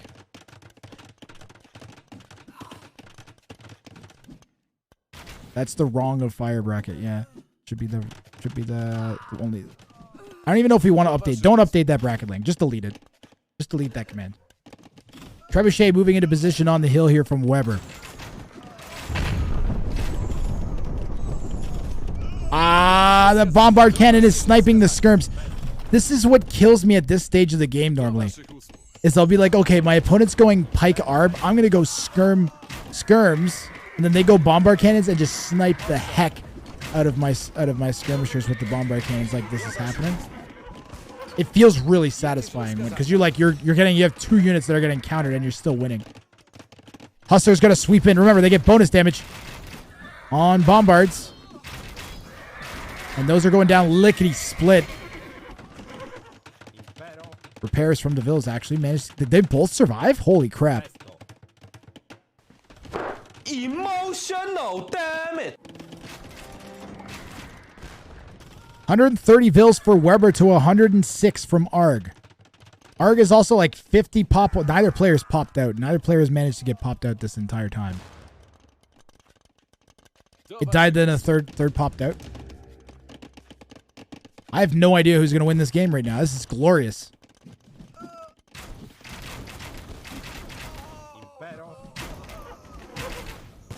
I'll start diving down the hill. Skirms. I like sitting the skirms. Ooh, diving the bombard cannons. We're going to get one of them, maybe two of them, with the winged hussars.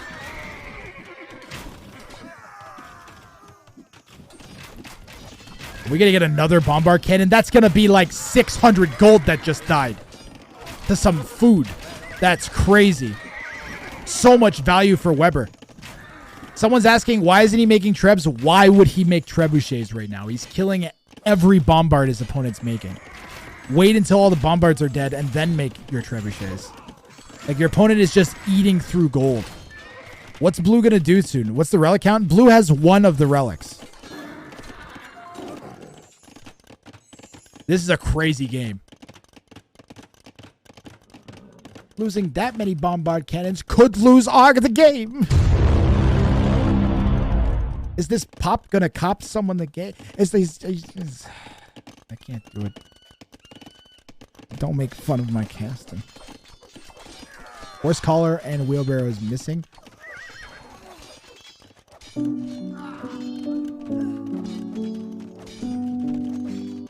That honestly, that might be the issue. When you have 50 on wood in post-imp and you have all of your economy upgrades, you think, and you're like, hey, why don't I have wood? Maybe you don't have your economy upgrades. Maybe the efficiency of your lumber camps is not the problem. Finally, he's making 4 trebs. Well, we have our own bombards now, too. Do Poles, like, not get siege engineers? Was this converted? No, we have our own bombard cannons. Arg is maintaining 120 Vils. We're still up around 130 pop. We don't have any army. We got 12, 13 pikes. We got no arbs. Bombards are going to snipe this castle. It's coming apart at the seams here for Arg, guys. Not looking good.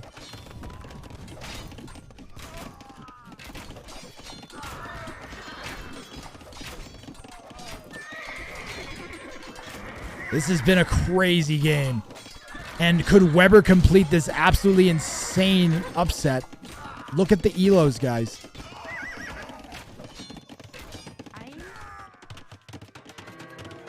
What is Arg gonna do here? You gotta go champ, right?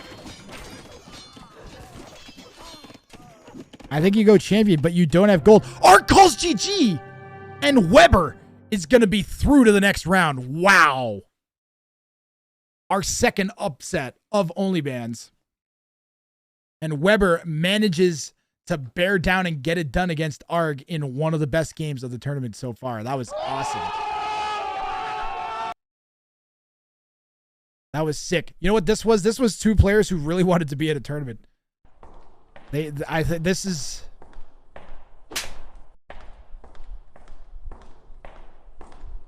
Thanks, Will. That helped. I don't know how, but it did. Arg, you lost because of basically one reason, all right? You literally lost because of one thing. Well, 2 things. 2 really, really sad things. There's no reason to be ashamed, my friend. Because this was a glorious, glorious, glorious game.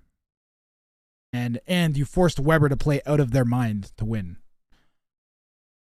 Like, Weber played ridiculous. This was not you playing bad. This was you making two bad eco mistakes, and then Weber playing insane on top of that. With a bit of a civ doodad going on, I think. But that was great. I thoroughly enjoyed that. Threw Arbs 3 times because I thought he was imping. Yep. You did lose your Arb mask. That was your Did I say it right? Your marb mass. You lost your arb mass. I can talk, I swear. GG, well played, Arg. Did the person who bet nothing get all the points? Everybody bet for Arg. Everybody bet for Arg. One person put 100 points. Two people put 100 points and just got themselves some memes. That's sick. Those two people who bet like 150 points just got like so many channel points for nothing. Put down 2.5K points. It's all gone now, Lori. It's gone.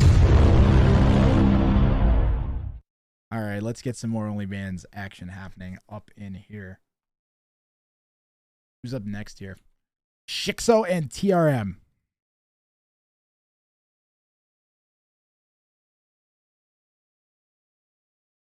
And then Uzi and Anthox.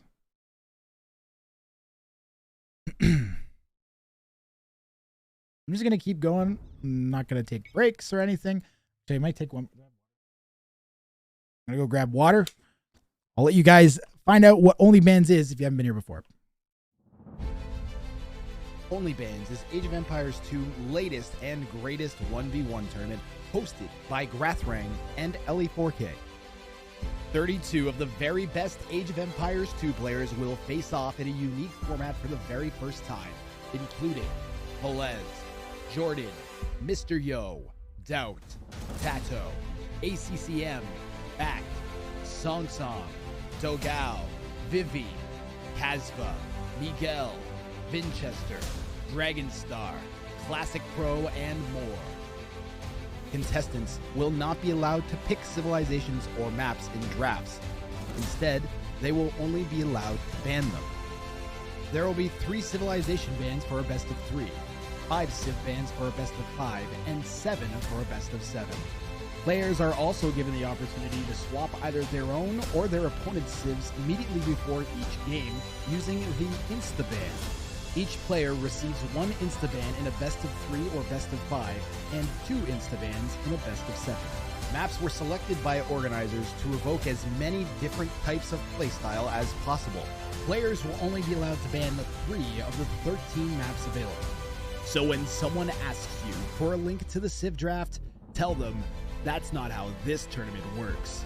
This is OnlyBans.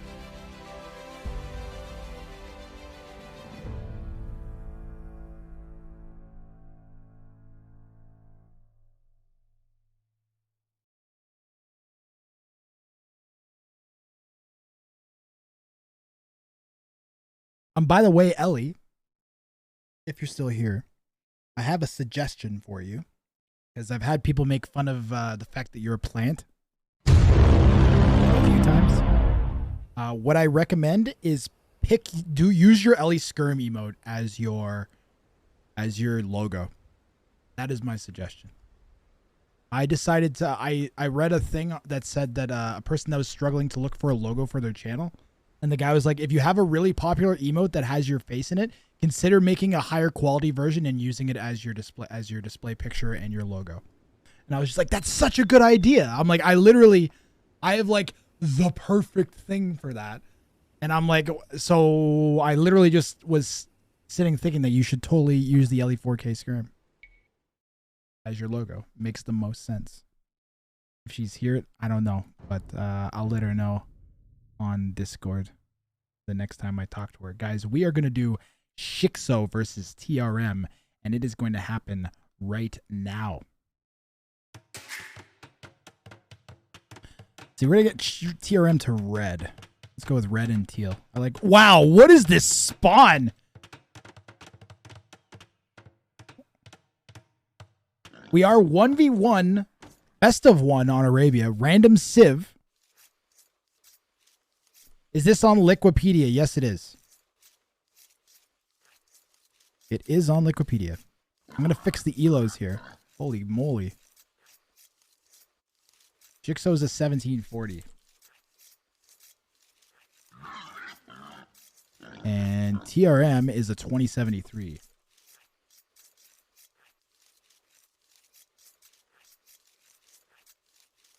Elo R TRM. 2073. There we go. TRM is actually the high seed in the qualifiers. So he is the highest ranked seed in the qualifiers. Is TRM. We just saw the second highest go down, I think. Yeah, Lord Invid. No, wait, did Lord Invidious? No, Arg was the third highest, I think. Pardon me. Lord Invidious is the second highest. Crazy. Absolutely crazy. Yo, I loved single elimination qualifiers with this format. You could do, honestly, I think you could do a whole tournament with just 1v1 Arabia on a random 1v1 Arabia. Random Civ 1v1 Arabia. You could do a whole tournament. People be like, wow, this is really solid content. Like, but I feel like with the bans that we're throwing in, we'll get more of the weird Civ matchups that make it so like interesting to watch. So that's kind of cool. Did Spring play in this? Yes. He got both of his opponents in the first 2 rounds actually no-showed. So he got 2 admin wins in a row. So he hasn't played a game yet. So it's not his fault. I think one guy, I think Yip Hip? I think had a wedding. And then the other person had a family emergency. Like, the Spring's just like, all right. Sure. I'm just mysteriously moving through Grathrank's tournament right after I made him host of USA Cup. That's not suspicious at all. It makes me look terrible. Whatever. It's just happenstance, I swear. Nothing to do with me. We are going to have a drush here from TRM. I was going to see if Shixo was, what Shixo was going to be up to. But TRM is drushing.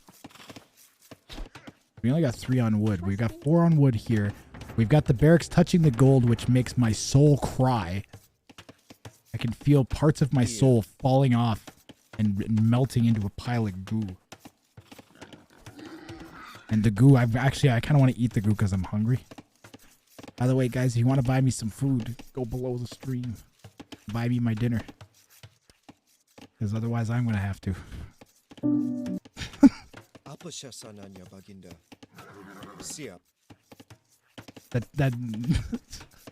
That point where you're streaming at particular times of the day.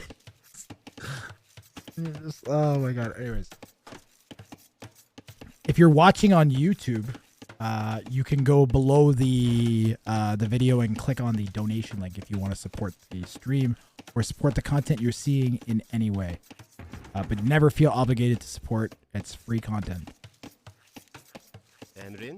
Doesn't mean I'll be able to keep doing it if I provide it for free forever, but it's free for now.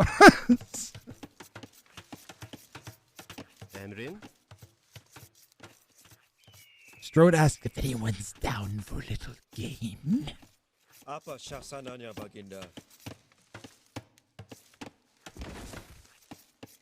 Strode, are you saying that I should put the looking for a game section back into my Discord and then try and encourage people to use it?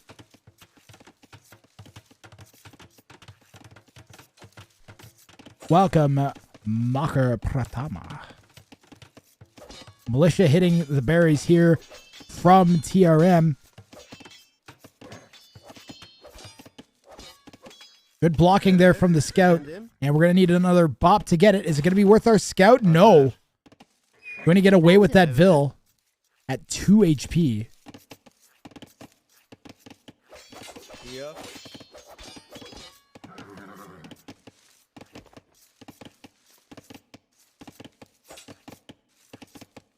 So remember, it's Shixo that is going to be the one looking to make something happen here, the lower elo opponent. TRM kind of dancing circles around at the moment. 20 pop feudal here from Shixo. Barracks is going down late for Militia for sure. It could be Scouts though. Scouts from the Turks. Turks versus Malay on Arabia is a pretty rough matchup for the low elo player, I gotta say. You gotta go CA here. Because what do you do against cavalry archers as the Malay? Right?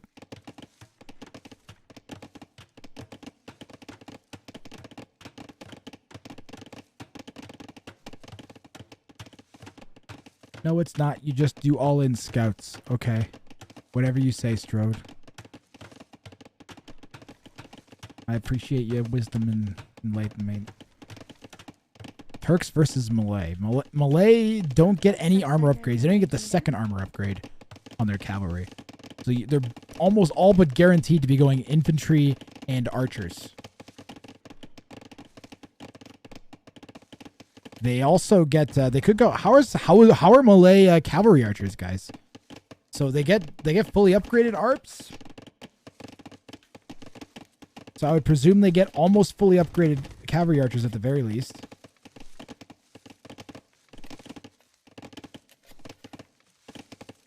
Yep, not having berries really hurt the food eco for sure. If you lose your berries, you lose your food eco, is really what it comes down to. I think pushing deer, there's got to be something that can be done. Here's what my gut is telling me, guys. Here's what my gut is telling me about Age of Empires 2 meta. It's not solved yet. I feel like there's looking at this, my brain is telling me that there's a way to solve this problem that I see come up over and over and over again. I don't know what it is.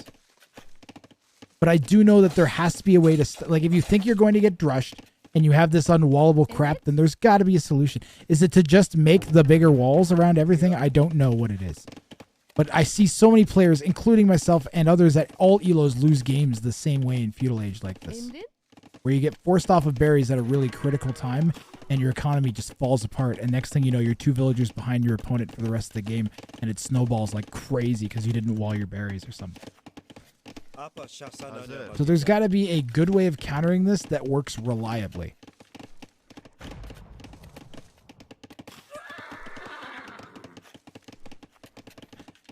Make your own militia, straight archers. Maybe someone needs to figure out like a 19 pop straight archers build. So you can just instant like counter. I don't know. A counter rush. Doing your own damage to your opponent. Not scouts. It may already exist, Strode, but it's not meta. Like you don't see it very often. How many times have we seen it in this tournament? How many times have you seen it on the ladder recently? It's just not a thing that people seem to do. 23 pop and archer, yeah, but people don't do it.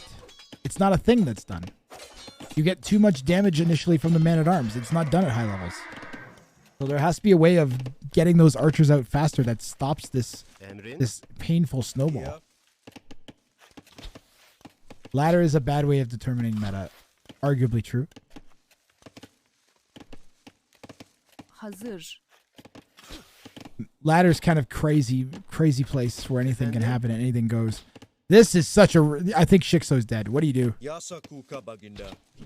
Like, you have to go skirms. You don't want to go skirms because you can't upgrade to elite skirms. You don't want to make too many of them. So you're forced to take this crazy fight where... Wow, look at the micro from Shikso, though. We're pulling scouts around, but now it's too much. This could have gone a lot worse, honestly. Props to Shikso for holding this together.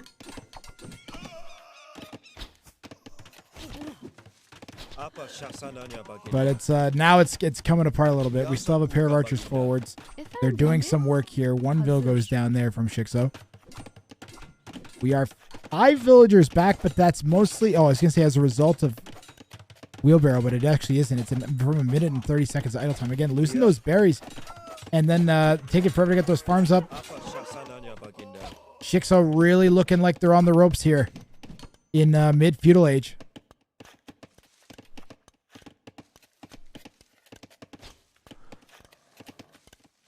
Maybe meta doesn't exist. Maybe tournaments aren't played often enough for meta to develop. Because every tournament has different settings, so there is no meta. It's like, what's Hidden Cup meta? There is not even a Hidden Cup meta because Hidden Cup's maps change every year. So there is no meta that develops. It's kind of sad. That's why I think the ladder is the closest, because you have like an Arabia that's been somewhat consistent over 2 years. There's been an Arabia that looks something like this for 2 years. Some of it has looked more runestone-y. Some of it has looked way more Acropolis-y. And some of it has been almost unplayable, but it's all been Arabia. You can take it all as one giant Arabia meta. You can't do that with a lot of the other tournaments because they all have a Arabia that's very static. It all had the same name. Exactly. It was named the same thing, though it's the same map. But even like that, I don't know, that's kind of just proving my point even more. This is death for Shikso, by the way. I don't think we're going to get the type of upset we saw last game. Something that I recall Dave saying a lot is that even if the right unit sucks for your Civ, you should probably still be making the right unit. So making skirms sucks for Shikso, but you need to do it. The question is, what do you do now that you're in this position where you've made these useless skirms? Well, we've gotten value out of them, so let's stop making them now, and let's switch into getting the hell up to Castle Age. We need a market. This is a giant elaborate wall system that I do not like. We're trying to get some trapped wood, but we don't I don't know what's going on here. This is more important to wall. You can wall like that, right? Whoops, pardon me. You can wall like this, right? Aimed it?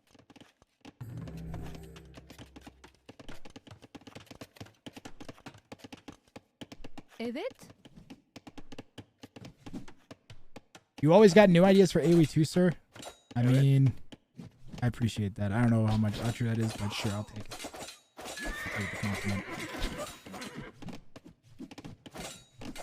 Trends. Yeah, that's the other thing is there's just like trends where you have to what is popular for players to do.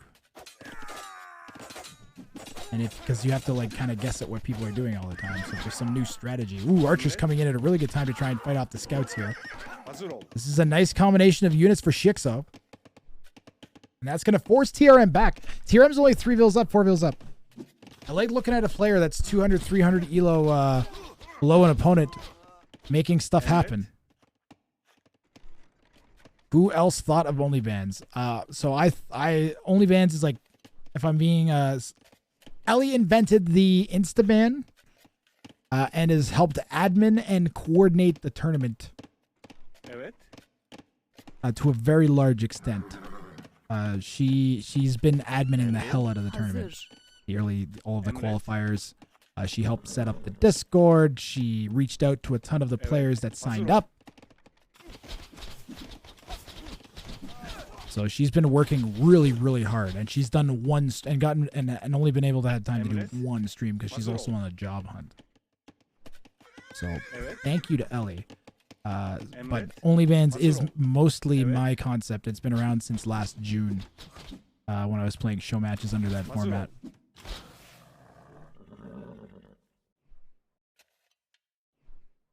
But she did invent the Instaban, and she's been helping refine the format and work the rules out. So I would say it's both of our tournament at this point for sure. That's what she's listed as a co-host. I was listed as admin because I was going to be doing all the admin work, but then I pulled my back and literally couldn't even get out of my couch for 2 days straight. I was in so much pain. There was a whole day where I woke up and I tried to stand up and I just couldn't. So I was like, okay, I'm just going to sleep more.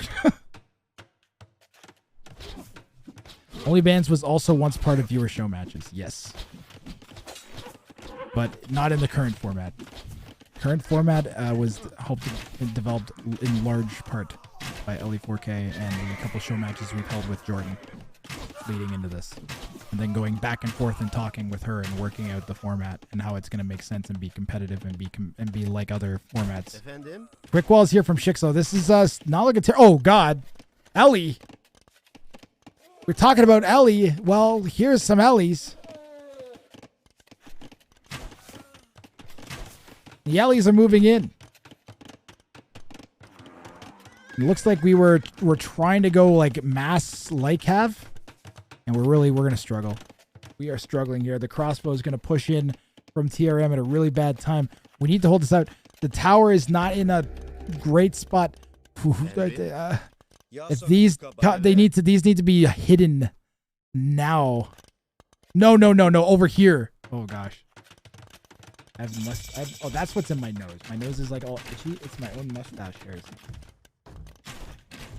This microphone grabs the edges of my mustache and then tilts them up, and they go into my nose and make my nose itchy. And then I scratch my nose the entire stream, and I feel super self-conscious.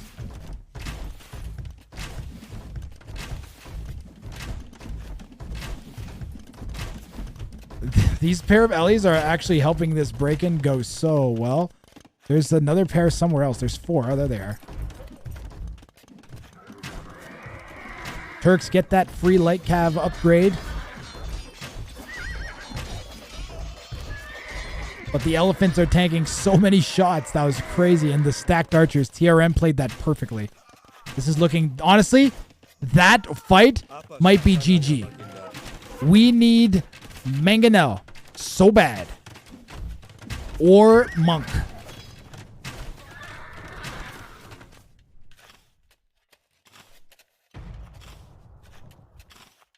Oh, the jukes from the Vills. Dodging the elephants. Elephants are going to clean up these, clean up this tower, though. The Malay elephants lack pierce armor, so if we get them in range of the TC or the tower... Archers are tanking shots from the towers this entire time, by the way. But that tower still is nowhere near dying. We've got no military from Shik, so this is not looking great. We did get a monastery down and a monk out somewhere. I have no idea where.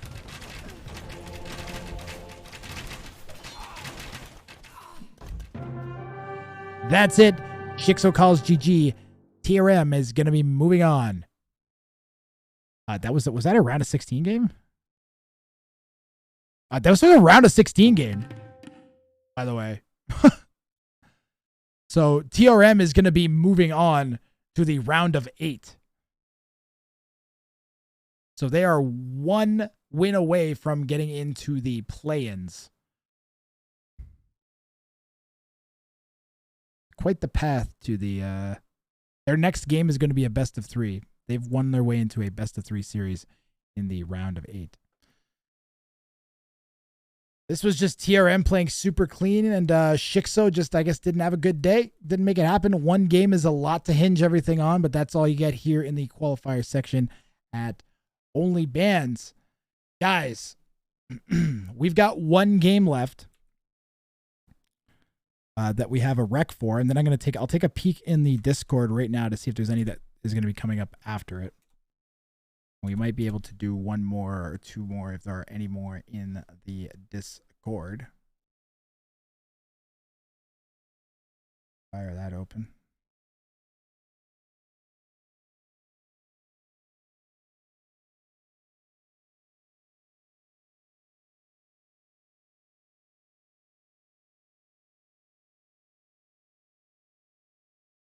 We might have another game or 2 tonight being played. Let's see, we've got Thursday at 20 GMT. That's going to be, spoilers by the way, Todi versus Ladushek. Thursday.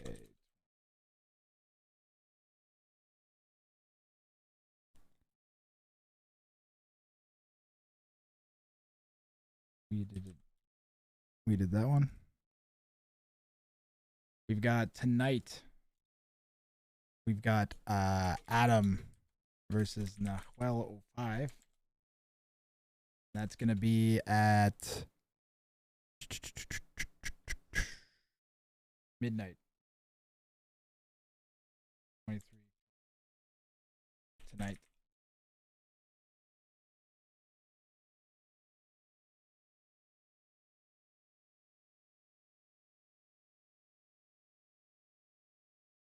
Thursday, 3 p.m. East Coast time. So that's like 1500, so that'll be around the same time. Spring versus day4. Oh, it's Spring versus day4. Spring versus day4. Interesting. That's going to be 20 GMT. I think that's 19 GMT actually. Thursday.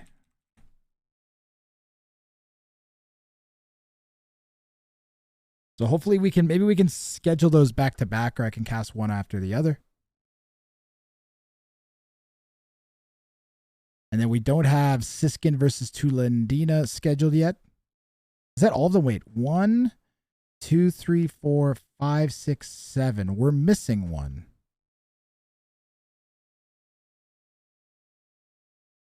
And then we got Lord Invidius versus Ensberg. which is at 15 GMT tomorrow.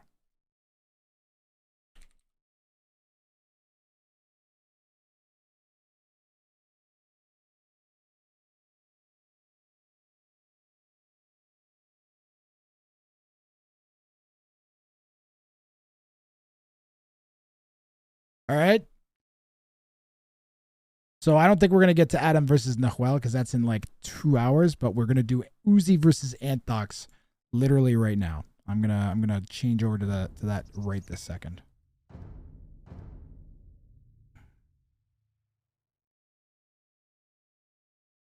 Do I have that? Oh, there it is. Perfect. I was on the ball with prepping the Rex today. 14. Yes. Time for more OnlyBans. We've got Anthox versus Uzi. I'm going to change Uzi to teal. I'm kind of liking the red and teal combination here.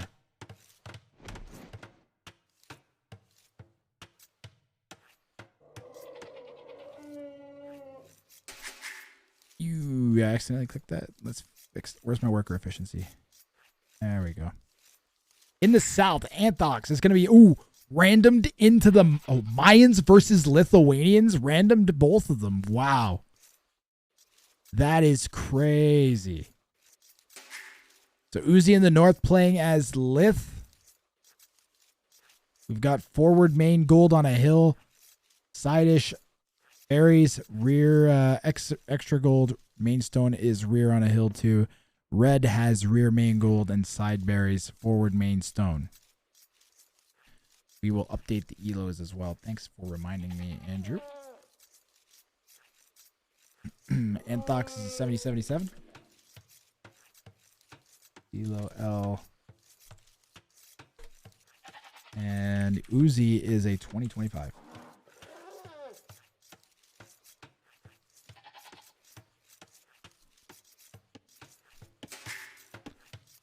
Looks like this could be the last game of the night, by the way, boys.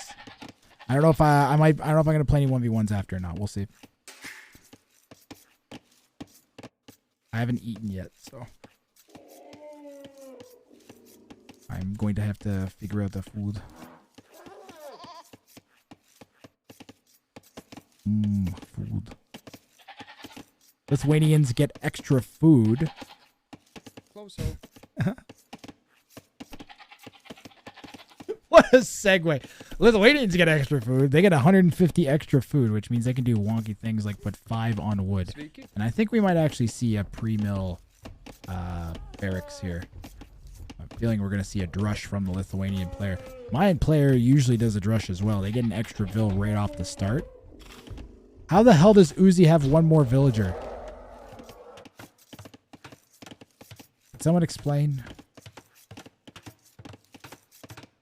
Did I miss something? Did a vill die? Mayan players should have one extra vill. Right?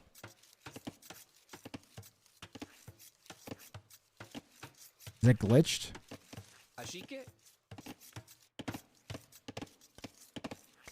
We didn't lose a villager. What's going on here?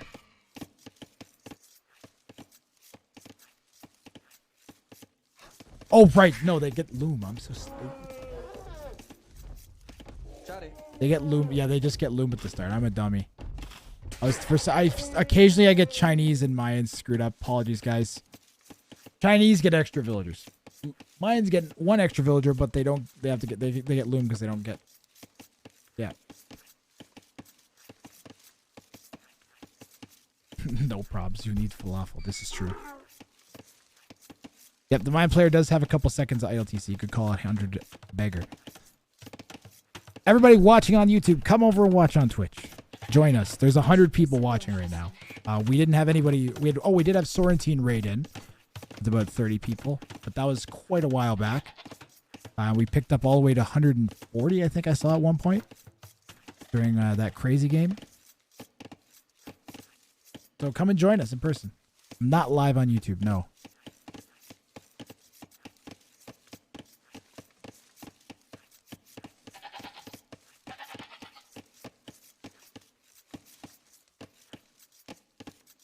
Games go up 24 hours after on YouTube.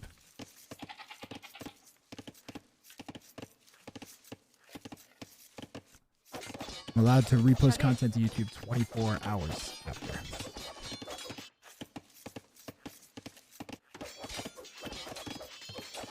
Yo, Weber, how you doing? GG, by the way. Holy crap. Big Mao, how you doing?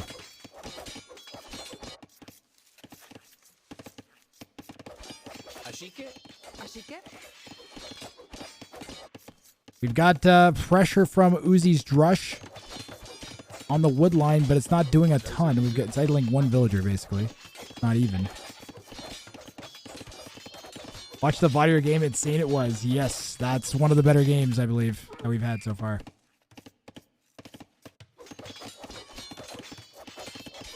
You like to watch on faster speed on YouTube. Ah. Watch the void of your game. No, I like it. I like it the void. You entered the void of your game. By the way, did I see someone mention falafel? No, all I can think about is falafel. Thank you. My dad made me a bunch of falafel. He was trying to be nice. He was like, "Yeah, I'm gonna make you some falafel. It'll be great." I was like, "Oh, great." Then he put cilantro in it, and cilantro tastes like soap to me. So all the falafel he made, I didn't get to eat. It just tasted like soap. Upsetting.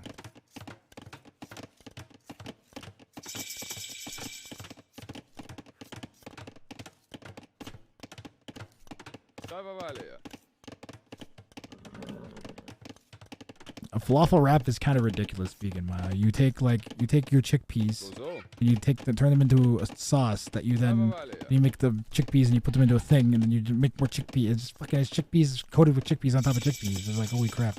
It'll be like chickpeas. Anthox has decided to send their militia forwards. That's what tzatziki sauce is, right?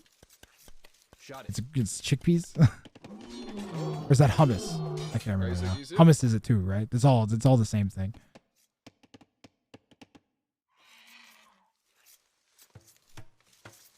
Hummus is chickpeas. Thank you.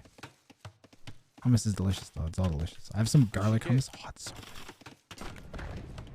good. But I don't know what I'm gonna put garlic hummus on. Oh, the wood line is open. Anthox holds it open with the scout. We've got 4 men-at-arms hitting. Whoa. Attempted quick walls from Anthox, the 1700 against the 2K. We got 1 villager down. Confusingly, Uzi has decided to delete all of the walls. I don't know what the deal is. Maybe feeling secure because we're building this archery range.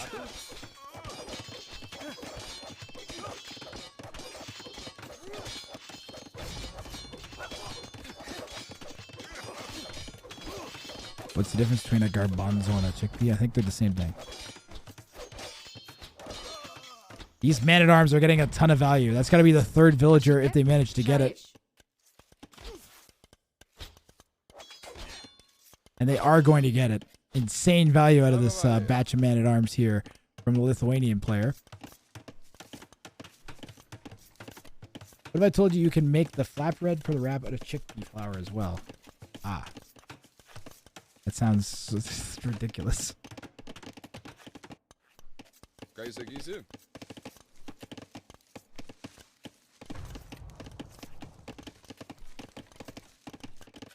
You've never had a garbanzo bean on my chest.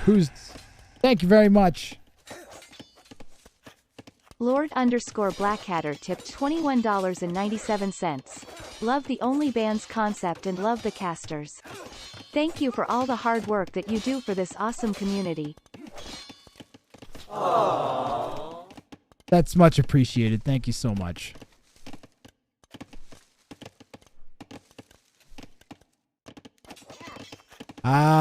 It is going to be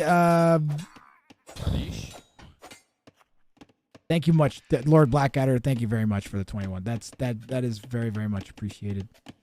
You're supporting the tournament, and we're getting really close to our goal. I've lowered it from 5K to 2,500. I figured 5K we can make a stretch goal down the line if we get to it. 2K is the serious goal. 25K we got to be taken seriously, I think, as an A tier tournament, and we're tickling S tier at that point too at 2,500. with all the players we have involved.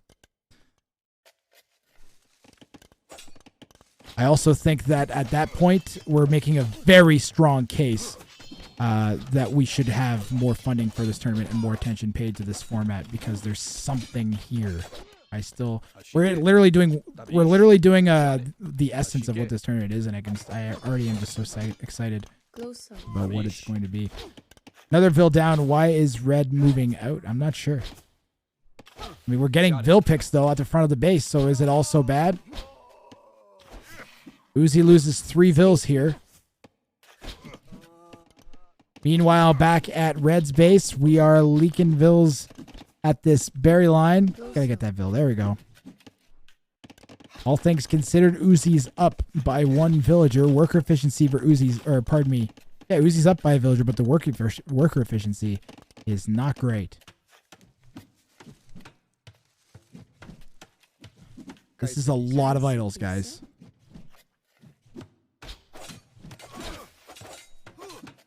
Now, the one thing the Lithuanians get that'll help them a lot in this situation is faster moving skirmishers. Yeah, I think you just work with the Vils. You take the fact that some of them are going to die. And, yeah. I think you'd rather have them working than just dying.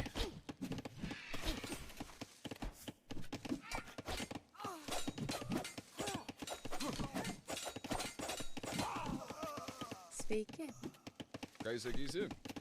Yep, Vils will fight for the life. Teal's doing a really good job getting value out of this. Let's keep going south. Oh, there's a tower down there. Defensive tower from the Mayan player in the south on their gold on the hill. Second range going down now. So Mayan player with 2 ranges. Not really close to clicking up, so I think we're going to commit to feudal. Do we want skirms? Are we going to go 2-range skirm defense? What's going on here? What are we going to do with this second? We're going to go 2 archery ranges. We've got 5 on gold, so it could go either way here. We're going to go 2-range archers as the Mayan. They get cheap archers. I think you only need like 2.5 archers, or 2.5 gold villagers per archery range with the Mayans, right? It's like almost 3, not quite. So if you have 6 vills, you can run 2 ranges. 2 and like 5 will just barely do it. Teal does have 1 super rear wood line if they ever manage to set up, but this is a really wide open base.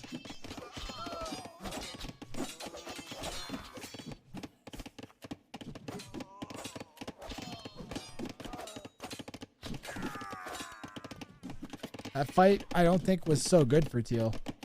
We lost some army for nothing. We are getting some idle time.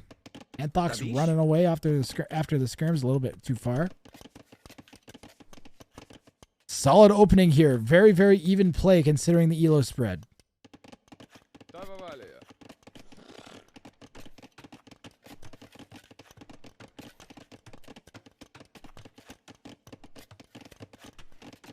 I feel like there's players that float around 1700 to 1900 like this. That the only real reason they're that elo is because they won't spam like 1 or 2 civs or civ types. You know? They'll play random and they'll go on a streak of civs that they know and they'll climb up 100 elo, and then they'll go on a streak of civs they don't know and they'll lose 100 elo. I feel like that's what I was doing when I was on random for a while. It's the only time I would climb elo was when I luckily randomed into a bunch of cavalry civs back to back. So, I mean, we could be looking at Anthocs who maybe they,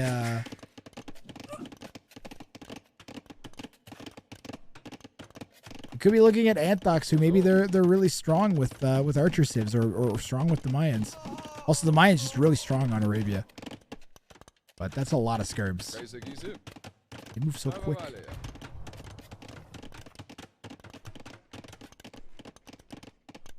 Teal's eco is set up for night spam. Let's see how many stables we got. We're going to be going 2 stable nights here.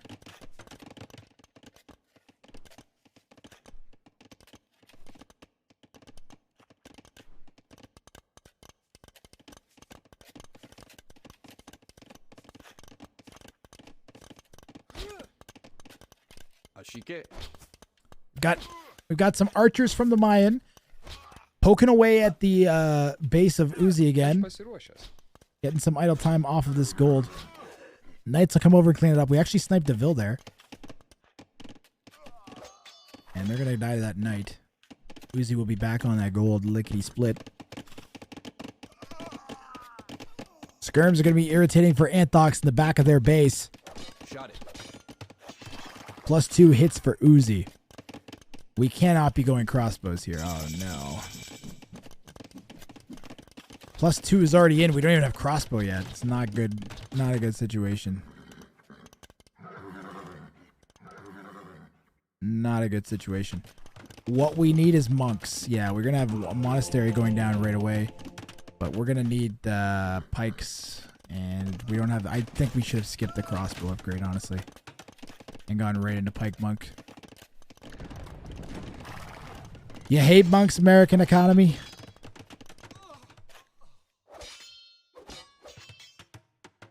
You're the world's... Monks are very, very difficult to use effectively. They move slowly, so when they're out of position, they're just dead. They don't have a lot of the controls other units do, which is frustrating. Like, they don't have a stand ground, I don't think. Crossbow's the only way he can do damage to Uzi, but let's see if he sends the crossbows forward. Right now, he's trying to defend with them. He needs to, if he's going to do damage with them, they need to go forwards and sit... Like, imagine if those crossbows had gone forward. Like, hold up a sec, right? Like, let's hold up a whole second here. We've got 9 knights out. We can't kill them with 1 monk and 5 crossbows. But you know what we could do? We could go be irritating over here with them. Okay, play. Or you defend with the monks at home, get some spears and monks and defend with that, and then go forwards. This is a gutsy town center to go down when your opponent is pushing you with knights. Yeah, 2 TCs from Teal. Looks like it's going to be 2 TCs from Red as well. We've got 2 monks here. We got 2 conversions. It'll be real nice. We got 1. We got 2 conversions real quick. Let's see if we can save this monk. No, it's not going to happen. That's okay, though. We got our value. You only need those.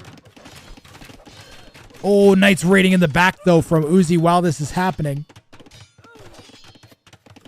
Anthox holding steady with Uzi, though. Now 3-Ville's back. Knight conversions are huge for a Meso Civ. It makes it really easy to stop siege when you get 2-3 Knights like this. And also just to tank shots with your crossbows. Really, really nice. Especially they're super cheap with the mines, don't forget. So both players 2 TC. Don't throw the Knights away. Oh my god. Oh, maybe we're trying to debate Teal's Knights back. Okay. We do have a massive crossbow. Holy crap. The lion is getting involved, ladies and gentlemen.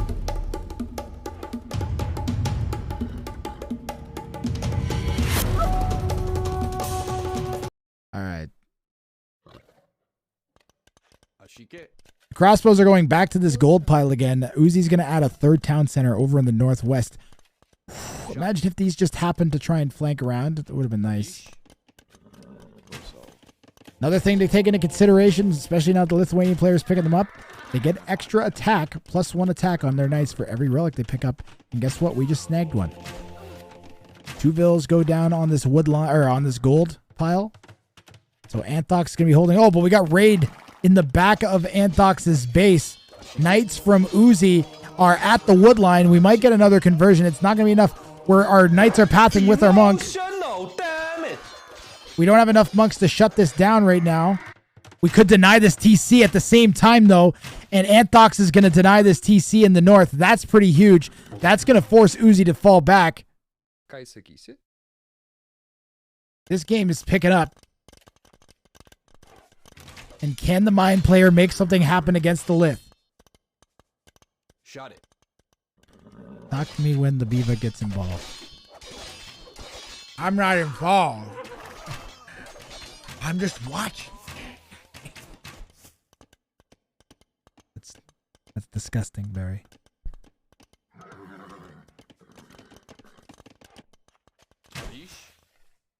Love the eco KD. 21 for Uzi to 13 from Anthox, but then look at the villager spread. Barry doesn't give a damn. Oh, you think you're funny, don't you? Making Making a beaver pun. Oh, so original. F you. God, he's such a dick.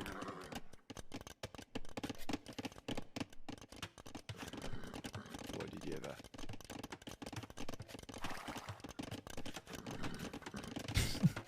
F you, Barry. Barry the Beaver sounds a bit like Gilbert Gottfried. No, I really don't.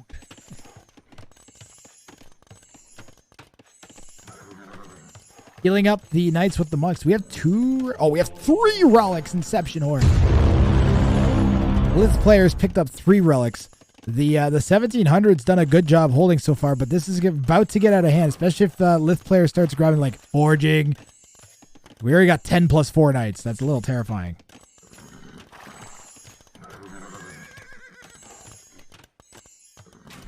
Those Knights are good and healed up now. We don't have ballistics.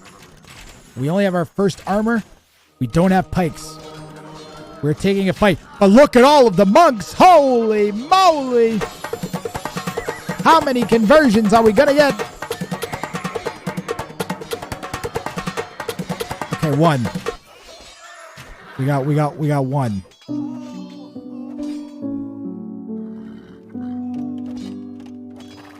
You tried, Anthox. You tried. We got 4, but they didn't matter. I didn't see any conversions. Someone said we got 4. I don't think we got 4.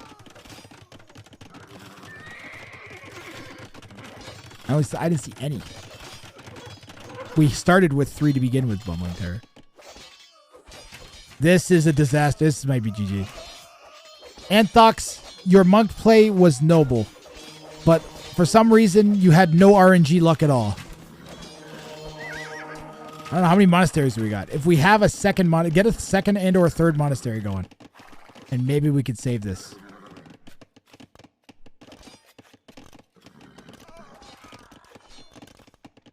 Six conversions would have turned the tide. Yes, I agree. Especially with the archers that would have still been alive. Oh my God, the moonwalking monk. Look at that. You killed the moonwalking monk. Guys, one time there was a moonwalking monk. He came to my school. It was great. Moonwalked everywhere. That's not true. Guys, did you know that moonwalking monks are responsible for over 400, 1,700 ELO players' deaths every year?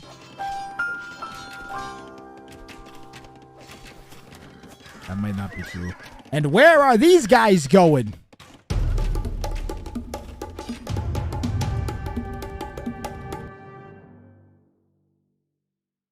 Nowhere.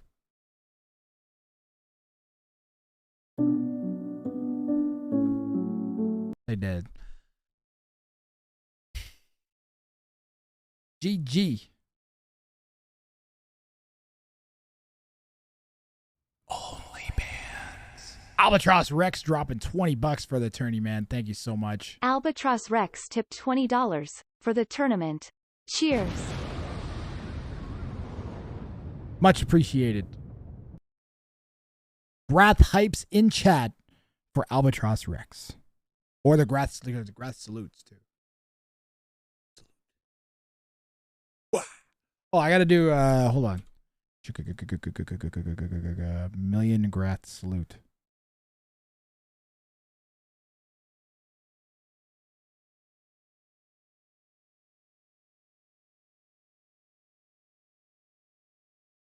Million Grath salute. All right. Did I click all the things and show all the stats?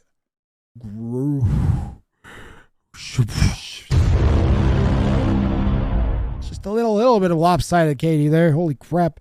GG, well played to Anthox. Thank you for your time and effort, and thank you for the content. Do not get down. You lost against the 2K. You played very well.